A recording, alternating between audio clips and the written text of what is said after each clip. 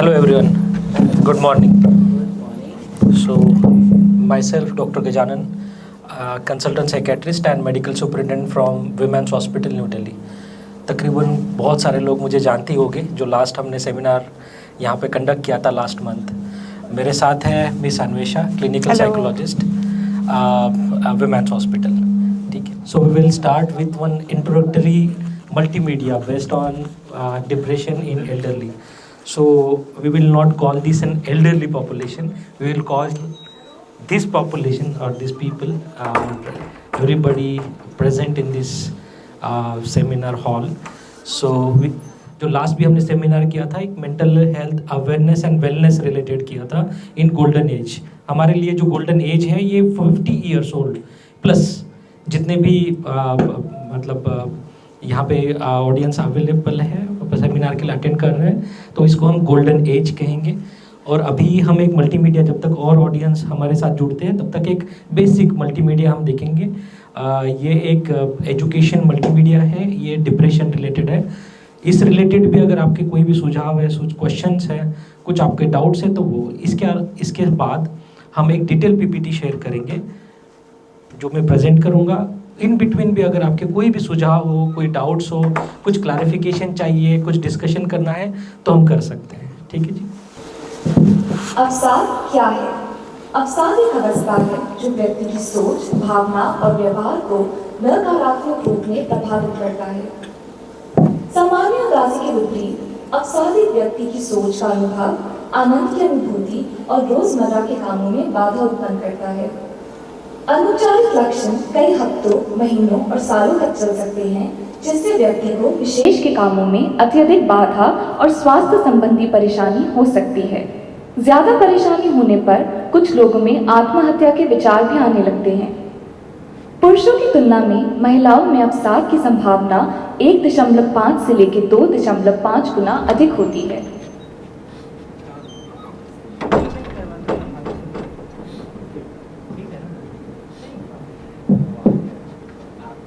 अवसाद के लक्षण: दुख महसूस करना, खुद को दोषी समझना, परेशान रहना, शून्य निराश रहना, चीजों में रुचि खोना, बहुत रोना या रोने में असमर्थ महसूस करना, किसी का साथ होने पर भी अकेला महसूस करना. अगर आपको अवसाद की बीमारी है तो आपको इन लक्षणों का अनुभव हो सकता है. भौतिक या शारीरिक लक्षण: थकान, बेचैनी, नींद की समस्या, भूख कम लगना, ध्यान केंद्रित करने में असमर्थता, निर्णय लेने में कठिनाई. अवसाद का कारण क्या है? अवसाद किस वजह से होता है? इन भावनाओं, शारीरिक लक्षण और सोच से आपकी जिंदगी पर क्या प्रभाव पड़ सकता है? दिन के सामान्य कार्य करने में कठिनाई हो सकती है. आप अपनी सामान्य दैनिक गतिविधियां बंद कर देते हैं. आप अन्य लोगों से अपने आप को अलग कर लेते हैं. व्यक्ति लंबे समय के लिए कुछ नहीं करता और निष्क्रिय हो जाता है. परिवार के किसी सदस्य को अवसाद होने से एक व्यक्ति में अवसाद विकसित होने की संभावना बढ़ जाती है. रासायनिक असंतुलन: न्यूरोकेमिकल मस्तिष्क के समुचित कार्यों में मदद करते हैं. अवसाद में सेरोटोनिन नामक न्यूरोकेमिकल की कमी पाई गई है. जीवन की महत्वपूर्ण घटनाएं अवसाद को गति प्रदान कर सकती हैं. उदाहरण: एक करीबी व्यक्ति की मौत, दिल का दौरा, पक्षाघात और कैंसर जैसी प्रमुख बीमारियां अवसाद को उत्पन्न कर सकती हैं. उपचार अवसाद के लिए अत्यंत आवश्यक है. अवसाद का इलाज: दवाएं. अवसाद रोधी दवाएं अवसाद के लक्षणों को कम करने में मदद कर सकती हैं और व्यक्ति को सामान्य कामकाज में लौटने में मदद करती हैं. अवसाद रोधी दवाएं की आदत नहीं बनती. दवा लेते समय याद रखें, लंबे समय तक इस्तेमाल के बाद अचानक दवाओं का उपयोग बंद या परामर्श के बिना खुराक में वृद्धि या कमी ना करें. दवाओं से कोई भी विपरीत प्रभाव होने पर अपने डॉक्टर को तुरंत सूचना दें. अपने डॉक्टर के परामर्श के बिना अन्य दवाओं का उपयोग ना करें. साइकोथेरेपी, मनोचिकित्सा, यह खुद को समझने के लिए और एक बेहतर तरीके से अपनी समस्याओं से निपटने के लिए मदद करती हैं. Cognitive behaviour therapy: cognitive behaviour therapy व्यक्ति को उसकी नकारात्मक सोच को पहचानने में उसकी वैधता का मूल्यांकन करने में और अच्छी और स्वस्थ सोच में बदलने में मदद करती है। पारस्परिक थेरेपी में संचार कौशल को अभ्यास से और विकसित किया जाता है और व्यक्ति की समस्याओं से निपटने की क्षमता में सुधार लाया जाता है। जानने वाली जरूरी बातें: उचित और संतुलित आहार लें, पर्याप्त मात्रा में सोएं, व्यायाम या किसी और तरह की शारीरिक गतिविधियों में भाग लें, काम करने की गति बढ़ाएं, अपनी दैनिक गतिविधियों को संशोधित करें और यथार्थवादी लक्ष्य निर्धारित करें। साइकोलॉजिस्ट और साइकियाट्रिस्ट में क्या फर्क है? हाँ जी, साइकोलॉजिस्ट और साइकियाट्रिस्ट में जो प्राइमरी डिफरेंस है उनके जो क्वालिफिकेशन है, जैसे साइकियाट्रिस्ट हमेशा MBBS पोस्ट मास्टर्स में PG MD डिग्री के बाद होते हैं। प्राइमरीली वो भी मेंटल हेल्थ असेसमेंट, इवैल्यूएशन, उसके साथ ट्रीटमेंट, और ट्रीटमेंट में प्राइमरीली मेडिकेशन, ये उनका एक्सपर्टीज होता है, ये एरियाज ऑफ एक्सपर्टीज होती है इररिस्पेक्टिव ऑफ मल्टीपल इलनेसेस। जो साइकोलॉजिस्ट होते हैं ये उनकी जो ग्रेजुएशन पोस्ट ग्रेजुएशन होती है इन साइकोलॉजी, उसके बाद उनका जो एरियाज ऑफ एक्सपर्टीज होती है assessment, evaluation and various therapy, उसमें टॉक थेरेपीज हो वगैरह। इस पर्टिकुलर एस्पेक्ट में जो मेडिकेशन के अलावा जो भी लाइन ऑफ मैनेजमेंट होता है वो साइकोलॉजिस्ट करते हैं। तो साइकोलॉजिस्ट को हम काउंसलर्स कह सकते हैं जो काउंसलिंग एक्सपर्ट्स हैं।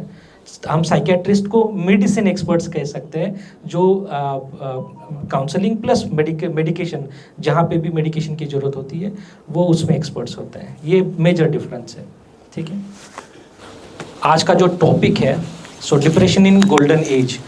सो गोल्डन एज हमारे लिए वो है जो 15 ईयर्स प्लस जो भी पॉपुलेशन होती है, तो उनमें जो भी मानसिक परेशानी होती है उसमें से हम एक मानसिक परेशानी जिसमें उदासी, अवसाद, ऐसी हिंदी में उनकी टर्मिनोलॉजी है और इंग्लिश में उसको डिप्रेशन कहते हैं।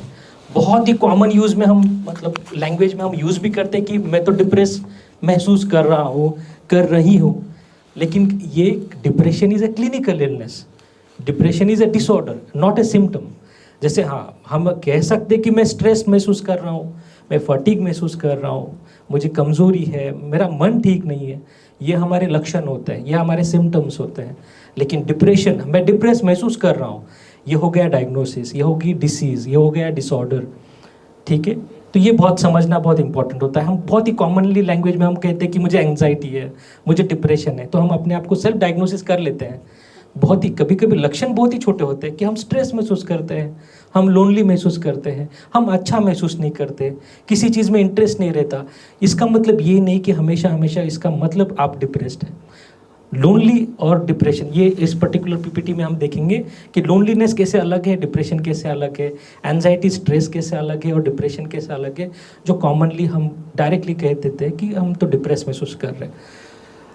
इसके पहले जो मल्टीमीडिया रिलेटेड अगर आपके कोई भी क्वेश्चंस हो, कोई डाउट्स हो तो आप पूछ सकते हैं। कुछ जो मल्टीमीडिया में ऑलरेडी जो पॉइंट्स थे इस PPT में तो कवर होंगे, उसके बाद एक क्वेश्चन आंसर और जो डिस्कशन होगा उसमें भी हम जो भी आपके डाउट्स होंगे वो भी हम क्लियर करने की कोशिश करेंगे। अगर अभी तक अगर आपको कोई भी डाउट्स है, जैसे सर ने क्वेश्चन पूछा था, ये बहुत ही इंपॉर्टेंट क्वेश्चन है। इसके अलावा अगर किसी के कोई डाउट है, सिंपल डाउट जो डिप्रेशन रिलेटेड होंगे तो ये PPT के बाद तो हम कवर करेंगे, लेकिन उस मल्टीमीडिया में अगर कोई भी आपकी ऐसी कोई पॉइंट है जो आपको लगता है कि उसका आंसर मिलना चाहिए तो अभी आप पूछ सकते हैं।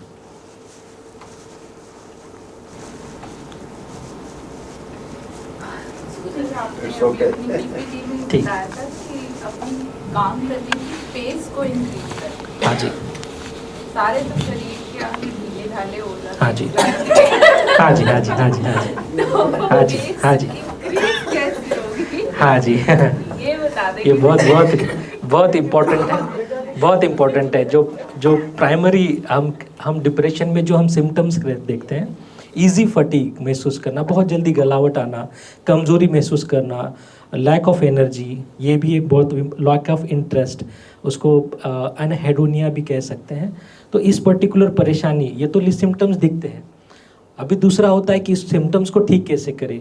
जब शरीर में एनर्जी नहीं है, गलावट लगती है, थकान महसूस होती है, ज़्यादा काम नहीं कर सकते, इंटरेस्ट भी नहीं रहता है, ना ही शरीर या तो मन सपोर्ट करता है, मन में इच्छा भी नहीं होती है, तो उसके लिए जो हम लाइन ऑफ मैनेजमेंट देखते हैं उसके लिए दो मेजर तो 3 मेजर लाइन ऑफ मैनेजमेंट होते हैं। जो प्राइमरी होते हैं मेडिकेशन, अगर इतना सीवियरिटी ये इशू है, अगर बहुत ज़्यादा सीवियर इशू है तो मेडिकेशन के साथ इसको ठीक किया जा सकता है। हो सकता है एक सीवियर बॉडी पेन की वजह से भी ये परेशानी हो, लेकिन हम ये डिस्कस कर रहे हैं अगर ये डिप्रेशन के साथ जुड़ा है ये परेशानी, ठीक है। अदरवाइज तो उसके लिए अलग अलग रीज़न है, तो हमें पहले तो रीज़न देखना है कि ऐसा क्यों हो रहा है। एज इज़ राइट, जैसे कार्डियक इश्यूज़ है, किसी को बहुत ज़्यादा ये आया, तो बहुत सारे इश्यूज़ होते हैं, जैसे फिजिकल इश्यूज़ है, कार्डियक इश्यूज़ है, या तो जो भी अलग अलग इश्यूज़ है, मेंटल हेल्थ और मेडिकल चैलेंजेस है। इसमें फिजिकल इश्यूज़ भी आते हैं जिस वजह से फिजिकल एक्टिविटी कम हो जाती है।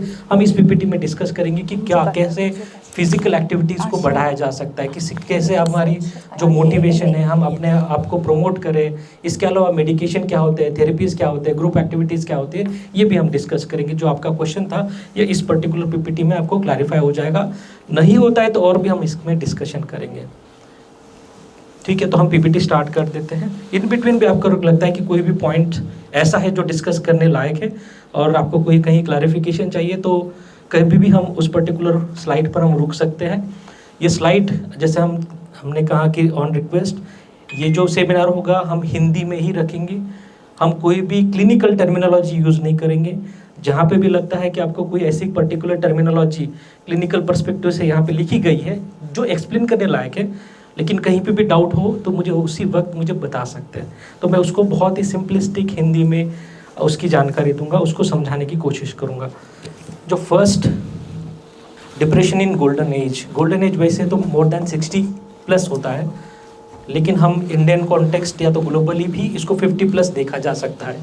जैसे इंडिया में भी 50 to 60 ये एक ऐसा टाइम है जिसमें प्रोडक्टिवली लोग इंगेज रहते हैं। हो सकता है वो जॉब हो, फैमिली हो, बहुत सारी चीज़ों में 60+ भी इंगेज रहते हैं, बिजी रहते हैं। इसीलिए हमने गोल्डन एज जो कहा है 50 years+, ठीक है। एक्चुअल क्लिनिकल टर्म में इसको 60 years+ बोला जाता है, ठीक है। और ये भी देखा कि क्यों इम्पोर्टेंट है एल्डरली में जो भी गोल्डन एज में डिप्रेशन के बारे में जानकारी होना बहुत ही उचित है।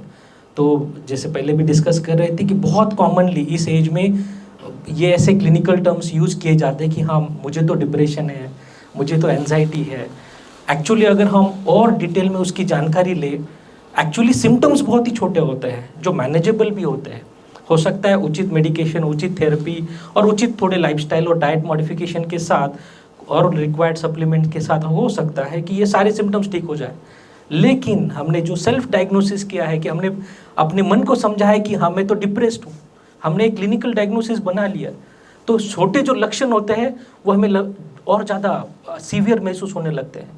जहाँ पे हमें मैनेजेबल हो सकता है, बहुत ही आसान इसको हैंडल करना, मैनेज करना, उस पर्टिकुलर परेशानी से कोप अप करना जहाँ पे पॉसिबल है, लेकिन जहाँ हम लेबल कर देते हैं वहाँ पे परेशानी होती है। तो इसी वजह से देखा जाता है इसके जो वेरियस एस्पेक्ट है कि ऐसा क्यों होता है कि हम वैसे तो नॉर्मली जो लैंग्वेज में हम यूज़ करते हैं डिप्रेशन ऐसे वर्ड यूज़ करते हैं, ये अलग अलग तरीके किसी हो सकता है कि क्लैरिटी, लैक ऑफ क्लैरिटी है, क्लैरिटी नहीं है, उतनी इन्फॉर्मेशन नहीं है, नॉलेज नहीं है, या तो उतना डिटेल पता नहीं कि एक्चुअली डिप्रेशन, स्ट्रेस, एंजाइटी ये कैसे डिफरेंट है। तो वो हम देखेंगे कि इसमें क्या डिफरेंस है कि आगे हम कभी भी लाइफ में पर्टिकुलर डिप्रेशन या तो एंजाइटी जैसे क्लिनिकल टर्म्स का यूज़ ना करें। हम कर सकते हैं, हम लोनली महसूस कर रहे हैं, हम स्ट्रेस है, थोड़ी परेशानी है, फटीग महसूस कर रहे हैं, वो सिम्टम वाइज हमारे कंप्लेंट्स हो सकते हैं, लेकिन हम क्लिनिकल टर्म्स ना ही यूज़ करें। क्लिनिकल टर्म्स हमेशा हमेशा डायग्नोसिस के बाद ही होता है। जैसे कार्सिनोमा में हमें जैसे कैंसर है, कैंसर तो डिटेक्ट होता है तभी हम कहते हैं हाँ सफरिंग फ्रॉम कैंसर। और कार्डियक इशू, हाइपरटेंशन, डायबिटीज़, ये हम डायरेक्टली नहीं कहते कि मुझे डायबिटीज़ है विदाउट चेकिंग डायबिटीज़ शुगर। ऐसा ही होता है, कभी भी हम डिप्रेशन, एंजाइटी के ऐसे टर्म्स ना यूज़ करें जब तक वो डायग्नोज नहीं है। तो ये बहुत ही इंपॉर्टेंट है। हम देखेंगे बहुत लोगों ने बहुत ही रूटीनली ये वर्ड्स अभी यूज़ करना स्टार्ट कर दिया है और ये इसका अवेयरनेस होना बहुत इंपॉर्टेंट है, ठीक है। और ये इसका भी एक अलग एस्पेक्ट है। कोई भी किसी भी एज ग्रुप में अगर कोई भी पेशेंट, जैसे मैं एक कंसल्टेंट साइकेट्रिस्ट हूँ, जैसे ओपीडी हेवी होती है, हमें 15-20 मिनट्स का एक टाइम होता है जिसमें हमें डिटेल हिस्ट्री इवैल्यूएट करना पड़ता है, असेसमेंट करना पड़ता है, देन एक डायग्नोसिस बनाना है, देन उचित ट्रीटमेंट मेडिकेशन देना है, काउंसलिंग करना है, देन फॉलोअप के बारे में प्लान करना है। ये 15-20 मिनट्स में बहुत बार पॉसिबल नहीं होता। तो बहुत ही आसान क्या है कि चीफ कंप्लेंट में आपने कहा डिप्रेशन, कंसल्टेंट ने आगे कुछ पूछा ही नहीं, उसने डिप्रेशन की मेडिकेशन दी, जबकि इवैल्यूएशन में पता चले कि डिप्रेशन है ही नहीं, वो तो सिर्फ स्ट्रेस था, एंजाइटी था। फिर क्या होता है, अननेसेसरी इसका एक एक्सपोजर टू मेडिकेशन, ज़रूरत नहीं है। मैं साइकेट्रिस्ट होकर ये कह रहा हूँ कि इस एज में बहुत बार सिम्टम्स इतने सिंपल होते हैं कि उसके लिए mild symptoms to moderate symptoms वो कुछ मॉडिफिकेशन, कुछ मैनेजेबिलिटी, कुछ कोपिंग स्किल के साथ ठीक किए जा सकते हैं, इवन थेरेपीज़ के साथ ठीक किए जा सकते हैं। उसके लिए मेडिकेशन की ज़रूरत नहीं होती है। लेकिन क्योंकि हमने ये सिमिलर जैसे एंटर करते हैं, सर मैं तो डिप्रेस्ड हूँ, मुझे तो एंजाइटी है, मुझे तो पैनिक ही होता है, यही काफ़ी होता है। बहुत सारे प्रोफेशनल जिनकी हेवी ओपीडी होती है, आपको जैसे सेल्फ लेवल तो आपने किया, उन्होंने भी डायग्नोस किया, उन्होंने ट्रीटमेंट चलाई, सालों साल वही गोली ले रहे हैं, तो ये गलत है। तो ये हमें एक्सपोजर जो है, unnecessary exposure to medication prevent करना है, पर्टिकुलरली इस एज में, मोर देन 50 ईयर्स में। मोर देन 50 ईयर्स में हमारे बॉडी में बहुत सारे बदलाव होते हैं, हार्मोनल चेंजेस होते हैं, फिजिकल चेंजेस होते हैं, मेंटल चेंजेस भी होते हैं, साइकोलॉजिकल चेंजेस होते हैं, हमारा way of thinking, emotions, mood, ये सब चेंजेस होते हैं। Bio function, sleep, appetite, bowel, bladder, ये भी इशू, देन मेडिकल इश्यूज, इसके साथ बहुत लोगों को मेडिकेशन भी चलती है। इस वजह से unnecessary exposure to any medication हमें हमेशा प्रिवेंट ही करना पड़ता है। जहाँ ज़रूरत है तो वहाँ है ही, वहाँ तो मेडिकेशन लाइन ऑफ मैनेजमेंट ठीक है, लेकिन जहाँ हम पॉसिबली सिर्फ थेरेपी और अदर मोडालिटीज़ के साथ उसको ठीक करें, तो वो यही बेस्ट लाइन ऑफ मैनेजमेंट है। तो इसीलिए इसको समझना बहुत इंपॉर्टेंट है डिप्रेशन को। जो नेक्स्ट स्लाइड है, ठीक है। तो डिप्रेशन क्या है? हम कहते हैं मेंटल हेल्थ इश्यूज़ को हम 2 एस्पेक्ट में डिवाइड करते हैं। कुछ कोर मेंटल हेल्थ इश्यूज़ हैं, कुछ कॉमन मेंटल हेल्थ इश्यूज़ है। कॉमन मेंटल हेल्थ इशू इस वजह से भी है कि वो कॉमनली जनरल पॉपुलेशन में मिल सकते हैं, इर्रिस्पेक्टिव ऑफ एज, वो चाइल्ड हो, एडोलेसेंट हो, अडल्ट हो, एल्डरली हो, तो कोई भी पॉपुलेशन में ये इस तरीके की इलनेस। तो डिप्रेशन एक कॉमन मेंटल हेल्थ इशू है, डिसऑर्डर है, डिसीज़ है, ठीक है। वैसे ही कोर मेंटल हेल्थ इश्यूज़ होते हैं जिसमें bipolar, schizophrenia, substance use, OCD, इस तरीके की बीमारी होती है।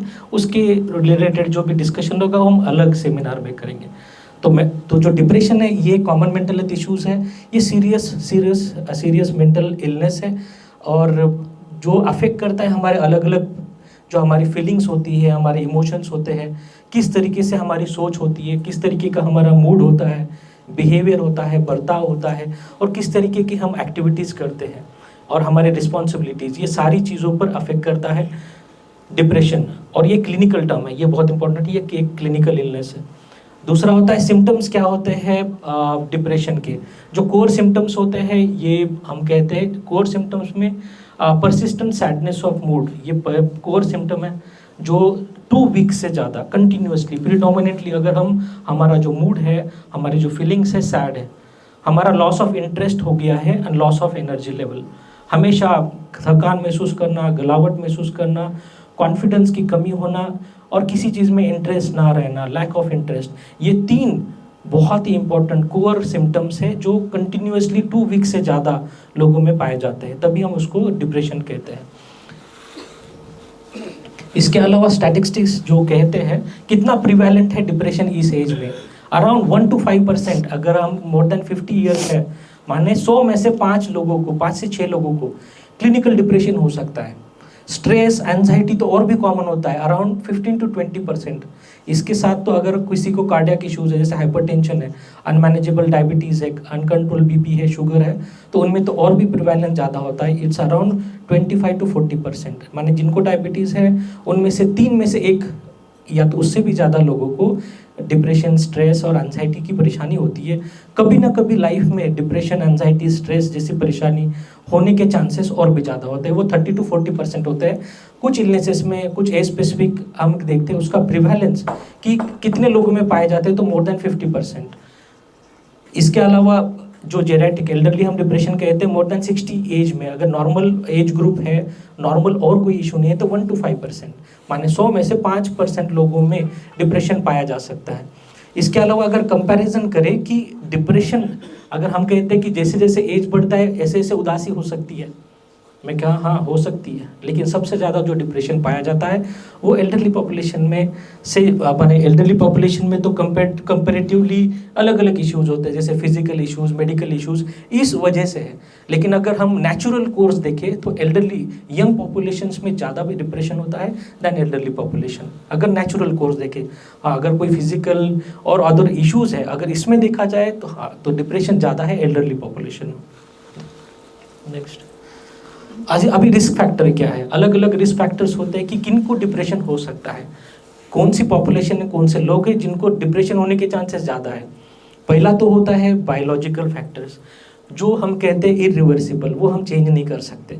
पहला तो होता है जेनेटिक्स, अगर हमारी फैमिली हिस्ट्री है, पापा की तरफ से, मम्मी की तरफ से, लास्ट 3 जनरेशन में हो सकता है वो डायग्नोस्ड हो, नहीं हो, अनरिकग्नाइज्ड हो, ट्रीटमेंट हो रहा हो, नहीं हुआ हो, अलग इस तरीके की कोई भी फैमिली हिस्ट्री है जिनको प्रीवियसली कोई भी फैमिली मेम्बर को अगर डिप्रेशन है तो नेक्स्ट जनरेशन में होने के चांसेस बढ़ जाते हैं। ठीक है, ज़्यादातर वो देखते हैं फर्स्ट डिग्री रिलेटिव, जहाँ पे मम्मी पापा या तो उनके नाना नानी, दादा दादी या तो भाई बहन, इनमें जब डिप्रेशन होता है तो नेक्स्ट जनरेशन में या तो उस जनरेशन में होने के भी चांसेस बढ़ जाते हैं। इसके भी अलग फैक्टर्स होते हैं। दूसरा होता है क्रोनिक इलनेस, जो लंबे समय तक अगर कोई बीमारी है, जो हमने देखा डायबिटीज़, हाइपरटेंशन, कार्डियक इश्यूज़ या तो और भी कोई इश्यूज़ है, डिमेंशिया है, उनमें भी ऐसी जैसे भूलने की बीमारी हो, उनमें भी उदासी होने के चांसेस बढ़ जाते हैं। इसके अलावा ब्रेन स्ट्रक्चर में चेंजेस है, जैसे किसी का एक्सीडेंट हो जाता है, किसी को डिमेंशिया हो जाता है या तो और किसी और तरीके की कोई ब्रेन चेंजेस हो जाते हैं, तो उसमें भी डिप्रेशन होने के चांसेस बढ़ जाते हैं। ये बायोलॉजिकल फैक्टर्स है, तकरीबन ये इरिवर्सिबल है, माने जो हमारी फैमिली हिस्ट्री है हम इसको ठीक नहीं कर सकते, तो हमें एक्सेप्ट करना पड़ता है कि हाँ फैमिली हिस्ट्री तो होने के चांसेस, हम रिस्क उस पॉपुलेशन में जहाँ पे रिस्क है, जहाँ पे डिप्रेशन हो सकता है। जो सेकंड है साइकोलॉजिकल फैक्टर्स, जैसे मैंने कहा इस एज में बहुत सारे साइकोलॉजिकल फैक्टर्स इन्वॉल्व होते हैं, जैसे कोई भी लव्ड वंस, जो भी हम जिनको पसंद करते हैं, प्यार करते हैं, जिनके साथ रिश्ता है, और उनकी जब डेथ हो जाती है तो ये बड़ा स्ट्रेस होता है, उसकी वजह से डिप्रेशन होना बहुत कॉमन होता है। तो ये बहुत बड़ा फैक्टर है। जैसे कोविड टाइम में हमने सबने देखा ही है, हम सब उससे उभर चुके हैं, तो ये एक बड़ा एक टाइम था और ये एक बड़ा स्ट्रेसफुल इवेंट था, टाइम था, जिसमें जो भी हमारे लव्ड वंस की जो भी हमने हमारा लॉस हुआ है, इस वजह से डिप्रेशन बहुत लोगों में पाया जाता है। आइसोलेशन भी बहुत इम्पोर्टेंट है, जहाँ पे भी हम सोशली आइसोलेट हो जाते हैं, वो ड्यू टू एनी फैक्टर, जब हम दुनिया से थोड़े दूर हो जाते हैं, लोगों से दूर हो जाते हैं, हम अपने आप को आइसोलेट कर देते हैं, तो ये भी एक बड़ा फैक्टर है। जब हम अकेले सेल्फ सेंट्रिक लाइफ जी लेते हैं तब भी उदासी होने के चांसेस ज़्यादा होते हैं। दूसरा होता है कॉग्निटिव डिक्लाइन, ये ज़्यादातर देखा जाता है जिनमें जैसे मेमोरी की इश्यूज़ है, भूलने की परेशानी है, डिमेंशिया, अल्जाइमर्स, पार्किंसन, ऐसी परेशानी में देखा जाता है कि डिप्रेशन होने के चांसेस 70 साल 75 साल के बाद ज़्यादा होते हैं। सोशल फैक्टर्स होते हैं, जैसे जिनको सपोर्ट ही नहीं है, फैमिली सपोर्ट नहीं है, ठीक है, इनमें भी ये भी एक रिस्क फैक्टर है कि आगे जाके डिप्रेशन होने के चांसेस ज़्यादा है। उसमें सपोर्ट में बहुत सारी चीज़ें आती है, इसमें सिर्फ इमोशनल, फिजिकल, फाइनेंशियल सपोर्ट नहीं होता है, और भी बहुत इंपॉर्टेंट होता है।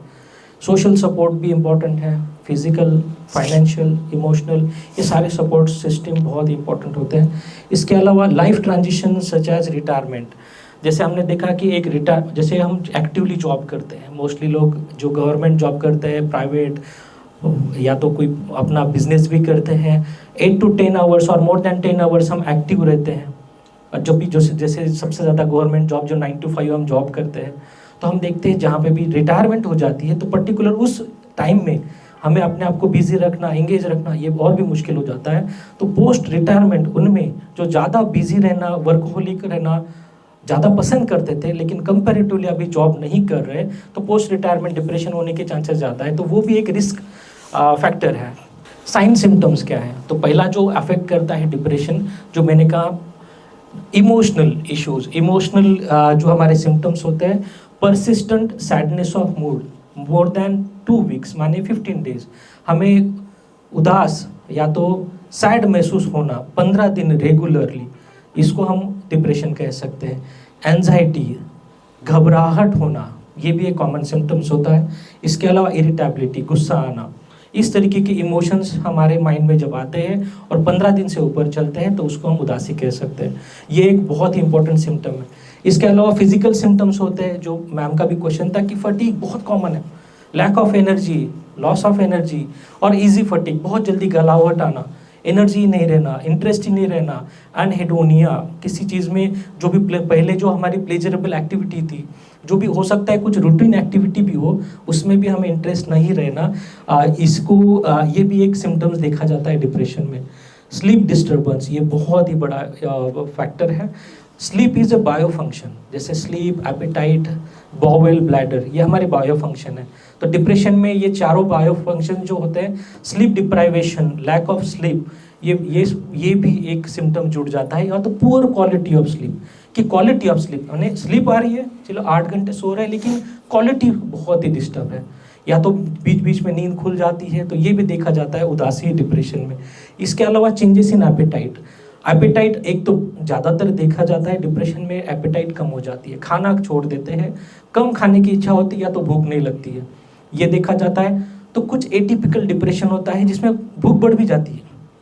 बहुत लोग अपने इमोशंस को डिस्ट्रैक्ट करने के लिए, कंट्रोल करने के लिए माने खाना पसंद करते हैं, तो एपेटाइट बढ़ भी सकती है। तो एपेटाइट ज़्यादातर देखा जाता है कि एपेटाइट रिड्यूस ही होती है, लेकिन कुछ एस्पेक्ट में एपेटाइट कुछ समय के लिए बढ़ भी सकती है। दूसरा होता है कॉग्निटिव सिम्टम्स, जब हमारे माइंड में बहुत सारे नेगेटिव सोच चल रही है अलग अलग तरीके से, हम कुछ समय के लिए हेल्पलेस महसूस कर रहे हो, होपलेस महसूस कर रहे हो, कभी कभी वर्थलेस महसूस कर रहे हो, कभी कभी डेथ विशेस आ रहे हो सकता है कि एक्सट्रीम जब डिप्रेशन होता है तो सुसाइडल थॉट्स भी आते हैं, कभी आइडियाज़ होते हैं, तो कभी कभी प्लान भी बनते हैं। तो इस तरीके से जब होता है तो हम बहुत बार स्ट्रेस में होते हैं, कन्फ्यूजन होता है, तो देखा जाता है कि जो हमारी मेमोरी है, जो भी हम सीखते समझते हैं, उसकी जो हमारी एबिलिटीज़ है वो कम हो जाती है। तो हमारी जो कॉग्निटिव एबिलिटीज़ हैं कि हम कितना अटेंशन दे पाएंगे, कितना काम में फोकस कर पाएंगे, कितना कॉन्सेंट्रेट कर पाएंगे, कितना काम अच्छे से एग्जीक्यूट कर पाएंगे, इस तरीके से जो हमारी कॉग्निटिव एबिलिटीज़ है वो भी कम हो जाती है। दूसरा होता है कॉन्सेंट्रेट नहीं कर पाते, ठीक है, बहुत चीज़ों में हम देखें हमारा हमेशा डिस्ट्रैक्टेड माइंड रहता है, हम हमेशा बोलते हैं कि माइंड में कुछ अलग ही चल रहा है, नेगेटिव ही चल रहा है, पॉजिटिव सोच ही नहीं पा रहे हो, तो ये भी देखा जाता है डिप्रेशन में बहुत कॉमन होता है। लेकिन सिर्फ इतना सिम्टम्स एक दिन के लिए रहना माने डिप्रेशन नहीं है, ये बहुत इंपॉर्टेंट जो मैं कह रहा हूँ। डिप्रेशन वो है, यही सिम्टम्स या तो इसमें से ज़्यादातर सिम्टम्स, कार्डिनल सिम्टम्स 10 होते हैं, 10 में से एटलीस्ट 3 और मोर सिम्टम्स और 5 to 6 सिम्टम्स होने चाहिए, जिसको हम माइल्ड, मॉडरेट, सीवियर डिप्रेशन कह सकते हैं। लेकिन वो प्रिडोमिनेंटली 15 दिन से ऊपर चलने चाहिए, 1 दिन 2 दिन की बात नहीं है। कुछ एक दिन स्ट्रेस महसूस होना, दूसरे दिन मूड ठीक होना, लेकिन उस स्ट्रेस में अगर हम डॉक्टर के पास जाते कहते डिप्रेशन है, तो ये गलत है। हो सकता है वो स्ट्रेस है, अनमैनेजेबल है एक दिन के लिए, लेकिन दूसरा दिन ठीक हो जाता है। हो सकता है हम डिस्ट्रैक्टेड रहे, अलग चीज़ में हम इन्वॉल्व रहे, तो हम देखते हैं वो स्ट्रेस भी ठीक होने लगता है। नेक्स्ट, हाँ जी, तो ये इम्पॉर्टेंट सिम्टम्स हैं, ठीक है। पहला जो सिम्टम्स हम देखते हैं, sleep changes, lack of interest, guilt, worthless महसूस होना, ठीक है। Negative symptoms, helpless, hopeless, worthless महसूस होना, एनर्जी लॉस होना, एनर्जी ही नहीं रहना, कंसंट्रेशन में डिफिकल्टी होना, एपेटाइट में चेंज होना, साइकोमोटर चेंजेस माने बॉडी में कुछ करने की हिम्मत ही नहीं होना, कुछ ना कर पाना, फिजिकली रिटार्डेड माने फिजिकली कम काम करने की इच्छा होना, ये दिखाया जाता है। सुसाइडल थॉट्स भी आ सकते हैं। इस तरीके के सिम्टम्स यहाँ पे लिखा है 2 वीक्स कंटिन्यूसली फॉर 2 वीक्स, ये बहुत ही इंपॉर्टेंट एस्पेक्ट है जो समझना है। इसके आगे कोई भी जब हमें कुछ भी ऐसा कोई सिम्टम्स, इनमें से कोई भी सिम्टम्स कुछ समय के लिए, कुछ घंटों के लिए, कुछ दिन के लिए हो रहा है, 1 वीक के लिए हो रहा है, तो फिर भी हम अपने आप को डिप्रेस्ड नहीं कहेंगे, हम कहेंगे कि हाँ परेशानी है, लेकिन इसको ठीक किया जा सकता है। तो इसको 2 वीक्स के लिए होना बहुत इंपॉर्टेंट है। डिप्रेस्ड मूड होना, उसको एनोडिनिया कह सकते हैं। 4 और more of this symptoms present होने चाहिए, 3 to 4 और मोर देन 15 डेज के लिए। वेजिटेटिव सिम्टम्स होते हैं जो लास्ट टाइम में हमने देखा, एपेटाइट, स्लीप, इसमें डिस्टर्ब होना, एनर्जी डिस्टर्ब होना, या तो अफेक्टिव सिम्टम्स, मूड सिम्टम जहाँ पे मन अच्छा नहीं होना, कुछ चीज़ में अच्छा नहीं लगना, किसी चीज़ में इंटरेस्ट नहीं होना, प्रीवियस प्लेजरेबल एक्टिविटीज़ भी होती है। किसी को वॉक करना पसंद था, अभी वो पसंद नहीं है, किसी को जिम जाना पसंद था, वो पसंद नहीं है, किसी को हेल्दी डाइट खाना पसंद था, वो अभी पसंद नहीं आ रहा है, उसमें इंटरेस्ट नहीं है। किसी को सोशलाइज होना पसंद था लेकिन नहीं हो रहा है, और ये पिछले 2 हफ्ते से चल रहा है, तभी हम कहेंगे एक दिन में सिर्फ ये चेंजेस होना माने उदासी नहीं है। ठीक है, कुछ बिहेवियरल इशू भी आते हैं, जैसे जब एक्सट्रीम उदासी आती है तो हमारा स्वभाव में भी बदलाव आते हैं। स्वभाव में हो सकता है थोड़ा गुस्सापन आए, चिड़चिड़ापन आए, बेचैनी हो, घबराहट हो, या तो पहले आता है कि हम अपने आप को भी संभालना संवरना हम छोड़ देते हैं। जो सेल्फ हाइजीन है हमारी बहुत होता है, रूटीन एक्टिविटी है, हम सुबह उठते हैं, ब्रश करते हैं, नहाना, खाना पीना, ये भी करने की इच्छा नहीं होती, तो सेल्फ निग्लेक्ट होता है, हम अपने ऊपर ध्यान नहीं दे पाते, ना ही देने की इच्छा होती है उदासी में। दूसरा होता है जो भी हमारी डेली एक्टिविटीज़ होती है, हाउसकीपिंग तक सिंपल एक्टिविटी भी हमें करने की इच्छा नहीं होती है। तीसरा होता है सोशल कांटेक्ट हमें करने की इच्छा नहीं होती। दूसरा फिजिकल एक्टिविटी करने की भी इच्छा नहीं होती, सिंपल फिजिकल एक्टिविटी भी करने की इच्छा नहीं होती। और अगर किसी को जैसे उदासी में एक्सट्रीम जब उदासी आती है तो किसी को अगर डायबिटीज़, हाइपरटेंशन और कोई भी मेडिकेशन ऑलरेडी चल रही है तो बहुत बार वो भी खाने की मन नहीं करता। तो बहुत बार देखते हैं जब भी सीवियर डिप्रेशन होता है जो 15 दिन से ऊपर मैनेज ही नहीं हो पा रहा है, या तो हम आइडेंटिफाई नहीं कर पा रहे, या तो हेल्प नहीं हो पा रही, या तो हमने हेल्प नहीं ली है, तो इस कंडीशन में जो भी प्रीवियस कोई मेडिकल इश्यूज चल रहे हैं, डायबिटीज़, हाइपरटेंशन की, वो गोली भी हम छोड़ देते हैं। इस वजह से सडनली हमारी बीपी बहुत ज़्यादा कम या तो बहुत ज़्यादा होना, शुगर बहुत ज़्यादा कम या तो बहुत ज़्यादा होना, इस वजह से ये परेशानी हो सकती है। तो ये भी देखना बहुत इम्पोर्टेंट है कि जो भी हमारा सेल्फ केयर हाइजीन के साथ हमारी जो प्रीवियस मेडिकेशन है उसके साथ हमारा कंप्लायंस रखना, एडहेरेंस रखना, रेगुलर फॉलोअप रखना, वो भी हम छोड़ देते हैं। अभी मैंने कहा कि जैसे सिर्फ और सिर्फ सिम्टम्स हमें है, हमारे कुछ लक्षण है, इसका मतलब ये नहीं कि हम अपने आप को डायग्नोस करें। Diagnosis, depression is a clinical illness. Clinical illness वो है जो हमेशा प्रोफेशनल डायग्नोस करते हैं। क्लिनिकल वो है जो कुछ असेसमेंट पे बेस्ड, जैसे आपको डायबिटीज़ है, कुछ आपने टेस्ट कराई तभी पता चला, हाथों की नब्ज देख के तो पता नहीं चलता है कि डायबिटीज़ है। हो सकता है कुछ समय तक पुराने ज़माने में हाइपरटेंशन समझ लेते थे, लेकिन ऐसा नहीं है। हाइपरटेंशन के लिए भी बीपी चेक करना पड़ता है, ईसीजी करना पड़ता है, वगैरह वगैरह मॉनिटरिंग करनी पड़ती है, तभी जाके पता चलता है। इसी तरीके से डिप्रेशन भी सिर्फ बोलने की, सिंपल लैंग्वेज में यूज़ करने की टर्म नहीं है, ये क्लिनिकल इलनेस है, उसके लिए अलग अलग किस्म की असेसमेंट होती है। जो फर्स्ट असेसमेंट होती है जेरियाट्रिक डिप्रेशन स्केल होती है, जो प्रोफेशनल साइकेट्रिस्ट, साइकोलॉजिस्ट और any mental health professional use करते हैं, and based on the scoring हम कहते हैं कि आपको उदासी है। हम जब कहेंगे, कोई प्रोफेशनल कहेगा, तभी जाके आपको एक्सेप्ट करना है कि हाँ उदासी है, तब से, उसके पहले नहीं। हाँ आगे है, आगे इसी में है। इसके अलावा है हाँ जी, हाँ जी, राइट, सब्जेक्टिव, ये सब्जेक्टिव होती है कुछ हद तक। कुछ डिप्रेशन के स्केल ऑब्जेक्टिव भी होते हैं, लेकिन ज़्यादातर हम सब्जेक्टिव इवैल्यूएट ही करते हैं। क्लिनिकल पे हेल्थ क्वेश्चनर्स भी होते हैं, PHQ कहते हैं, ये भी एक क्वेश्चनर है। कुछ असेसमेंट के क्वेश्चंस हम आपके सामने रखेंगे, आप उसमें से जो भी क्वेश्चन आपको लगता है कि वो आप में प्रेजेंट है, आप हाथ ऊपर कर सकते हैं। एक एक में दोहराऊंगा, ठीक है। क्लिनिकल इवैल्यूएशन का रोल बहुत ही इंपॉर्टेंट है, जिसके ऊपर assessment, evaluation and detail history taking पे ही हम डायग्नोस कर सकते हैं कि डिप्रेशन है या नहीं। ऐसे एक असेसमेंट का स्क्रीनिंग टेस्ट है, ठीक है। मैं एक एक क्वेश्चन दोहराऊंगा, आप जितने फास्ट आप अपने हाथ ऊपर कर सकते हैं आप कर सकते हैं। जैसे आप ही कहेंगे, are you basically satisfied with your life? कुछ लोगों के हाथ ऊपर नहीं है, ठीक है, मैं रीड कर रहा हूँ। क्या आप अपने लाइफ से सिर्फ खुश हैं? बहुत खुश, ठीक है। नहीं, मैं देखो, ये असेसमेंट नहीं है, इंडिविजुअल असेसमेंट नहीं है, हम तो सिर्फ ग्रुप में रहते, ऐसे ही क्वेश्चन होते हैं। दूसरा होता है, have you dropped many of your activities and interest? क्या कुछ ऐसी एक्टिविटीज है या तो बहुत सारी एक्टिविटीज है जो आपने करना छोड़ दिया है? हो सकता है वो सिंपल डेली वॉक हो, किसी के साथ बातचीत हो, ठीक है, हो सकता, ठीक है, ठीक है, ठीक है। क्या आपको लगता है कि लाइफ थोड़ी एम्प्टी सी हो गई है? नहीं, अभी नहीं हो रही, हो सकता है लाइफ के कभी ना कभी, हाँ हाँ हाँ, ठीक है, तो हो सकता है कि हाँ। क्या आपको लगता है कि आप बहुत जल्दी बोर हो जाते हैं और ऑफन यू फील बोर्ड? ठीक है, ठीक है। तो ये सब्जेक्टिव, तो आप सिर्फ हाथ ऊपर करेंगे जब भी आपको लग रहा है आपको कुछ बताने की जरूरत नहीं है, इंडिविजुअल असेसमेंट नहीं करेंगे, ऐसी होता है, ठीक है। और समटाइम्स ये होता है कि आपकी जो भी फीलिंग्स होती है हमेशा हमेशा बैड होती है और सैड होती है। कोई भी नेगेटिव, एक्सट्रीम नेगेटिव थॉट्स आते हैं, हमेशा एनर्जी लेवल डाउन ही रहती है, किसी चीज़ में इंटरेस्ट ही नहीं रहता है। समटाइम्स पर not for continuously for more then 15 days.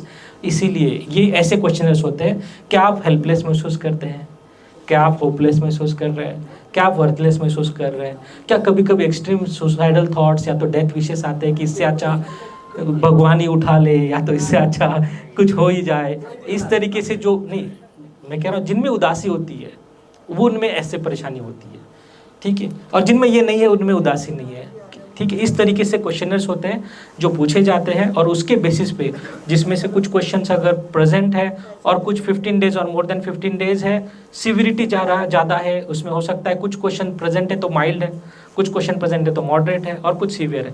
इस तरीके से हम क्लिनिकल डिप्रेशन को हम कैटेगराइज करते हैं। Mild to moderate level of जो भी इश्यूज होते हैं जिसमें सिम्टम्स तकरीबन कम होते हैं, उसको बहुत ही सिंपल लैंग्वेज में मैं कह रहा हूँ विदाउट मेडिकेशन ठीक किया जा सकता है, बहुत ही सिंपल। कुछ पर्टिकुलर काउंसलिंग से, कुछ थेरेपी से, कुछ लाइफस्टाइल मॉडिफिकेशन, कुछ डाइट मॉडिफिकेशन, कुछ और सपोर्ट ग्रुप के साथ अलग अलग सपोर्ट ग्रुप्स होते हैं, group activity participation, creativity, sports, engaging multiple activities, ऐसे अलग अलग चीज़ों से, इवन स्पिरिचुअलिटी, अलग अलग या तो अलग अलग थेरेपीज लाइक हिप्नोथेरेपी, आप योगा, मेडिटेशन, प्राणायाम, और भी जो भी आपको लगता है, मूवमेंट, बॉडी, डांस, इस तरीके की जो भी एक्टिविटीज़ है, सोशलाइजेशन, कम्युनिकेशन, और भी कोई जहाँ पे भी आप एंगेज रह सकते हो, सोशली एंगेज रह सकते हो, इस तरीके से माइल्ड टू मॉडरेट डिप्रेशन को ठीक किया जा सकता है। Mostly mild and moderate depression में थेरेपीज का भी एक रोल बहुत ही इंपॉर्टेंट है। जहाँ पे हमें लगता है कि कुछ सिम्टम्स ऐसे हैं, कुछ लक्षण ऐसे हैं जिनको थेरेपी से ठीक नहीं हो पा रहे कुछ समय के लिए, तो कुछ समय के लिए मेडिकेशन हम दे सकते हैं। प्राइमरीली जो हम देखते हैं डिप्रेशन, क्योंकि क्लिनिकल इलनेस है, तो प्राइमरीली ये अफेक्ट करता है हमारे माइंड को। माइंड में जो भी हमने देखा कि थॉट्स बदल जाते हैं, इमोशंस बदल जाते हैं, मूड बदल जाता है, स्वभाव बदल जाता है, हमें रूटीन एक्टिविटी करने का भी मन नहीं करता, तो sleep, appetite, bowel bladder issues भी आ सकते हैं अलग अलग तरीके से। तो ये होता है जो भी माइंड पे असर होता है। फिजिकल देखभाल करना भी अच्छा नहीं लगता, एनर्जी लेवल डाउन रहती है, किसी चीज़ में इंटरेस्ट नहीं रहता है, एक्टिविटी कम हो जाती है। तो ये भी हम देखते हैं बॉडी पे भी असर होता है। तो एक थर्ड असर होता है उन डिप्रेशन का हमारे ब्रेन पर। ब्रेन में भी कुछ चेंजेस होते होंगे जिस वजह से ये लक्षण दिख रहे हैं। तो प्राइमरी जो ब्रेन में केमिकल इन्वॉल्व है उसका नाम है सेरोटोनिन।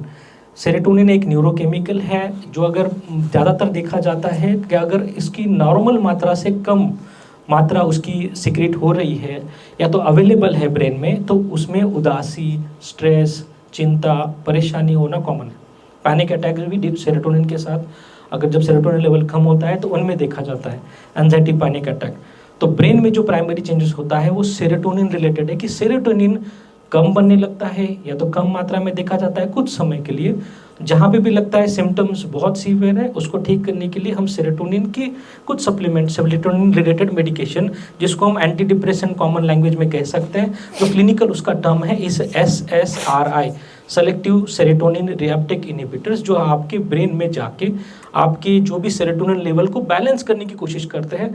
जो भी उसका पर्टिकुलर ड्यूरेशन है, उसका जो भी इफेक्ट आना है, उस जो भी ट्रीटमेंट उसका होना है, उसका जो भी रिस्पॉन्स आना है उसके लिए, तो ये भी हम डिस्कस करेंगे आगे। ठीक, नेक्स्ट।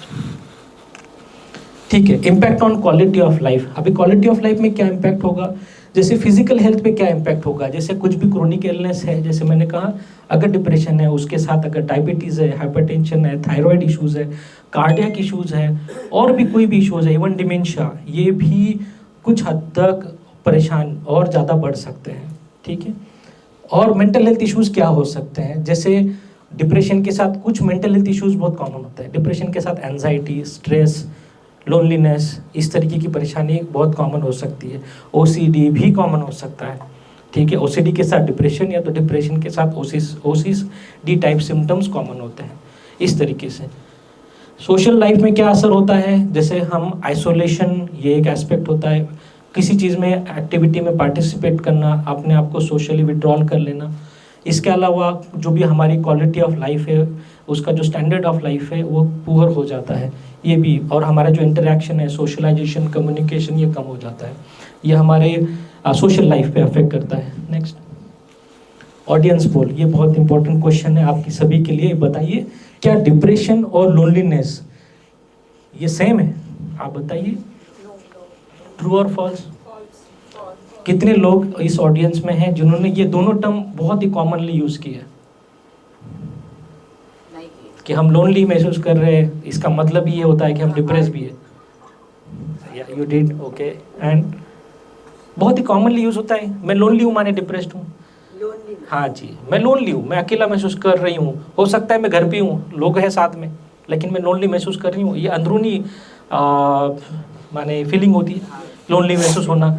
सोशल में हम आउटवर्ड हम देखेंगे, आउटलुक भी हमारा कभी लोनलीनेस में हम इस तरीके से महसूस कर सकते हैं, लेकिन ये दोनों टर्म अलग है, ठीक है। Depression and loneliness are different. Stress and depression, anxiety, loneliness, हम चारों को अगर दिख जाता है।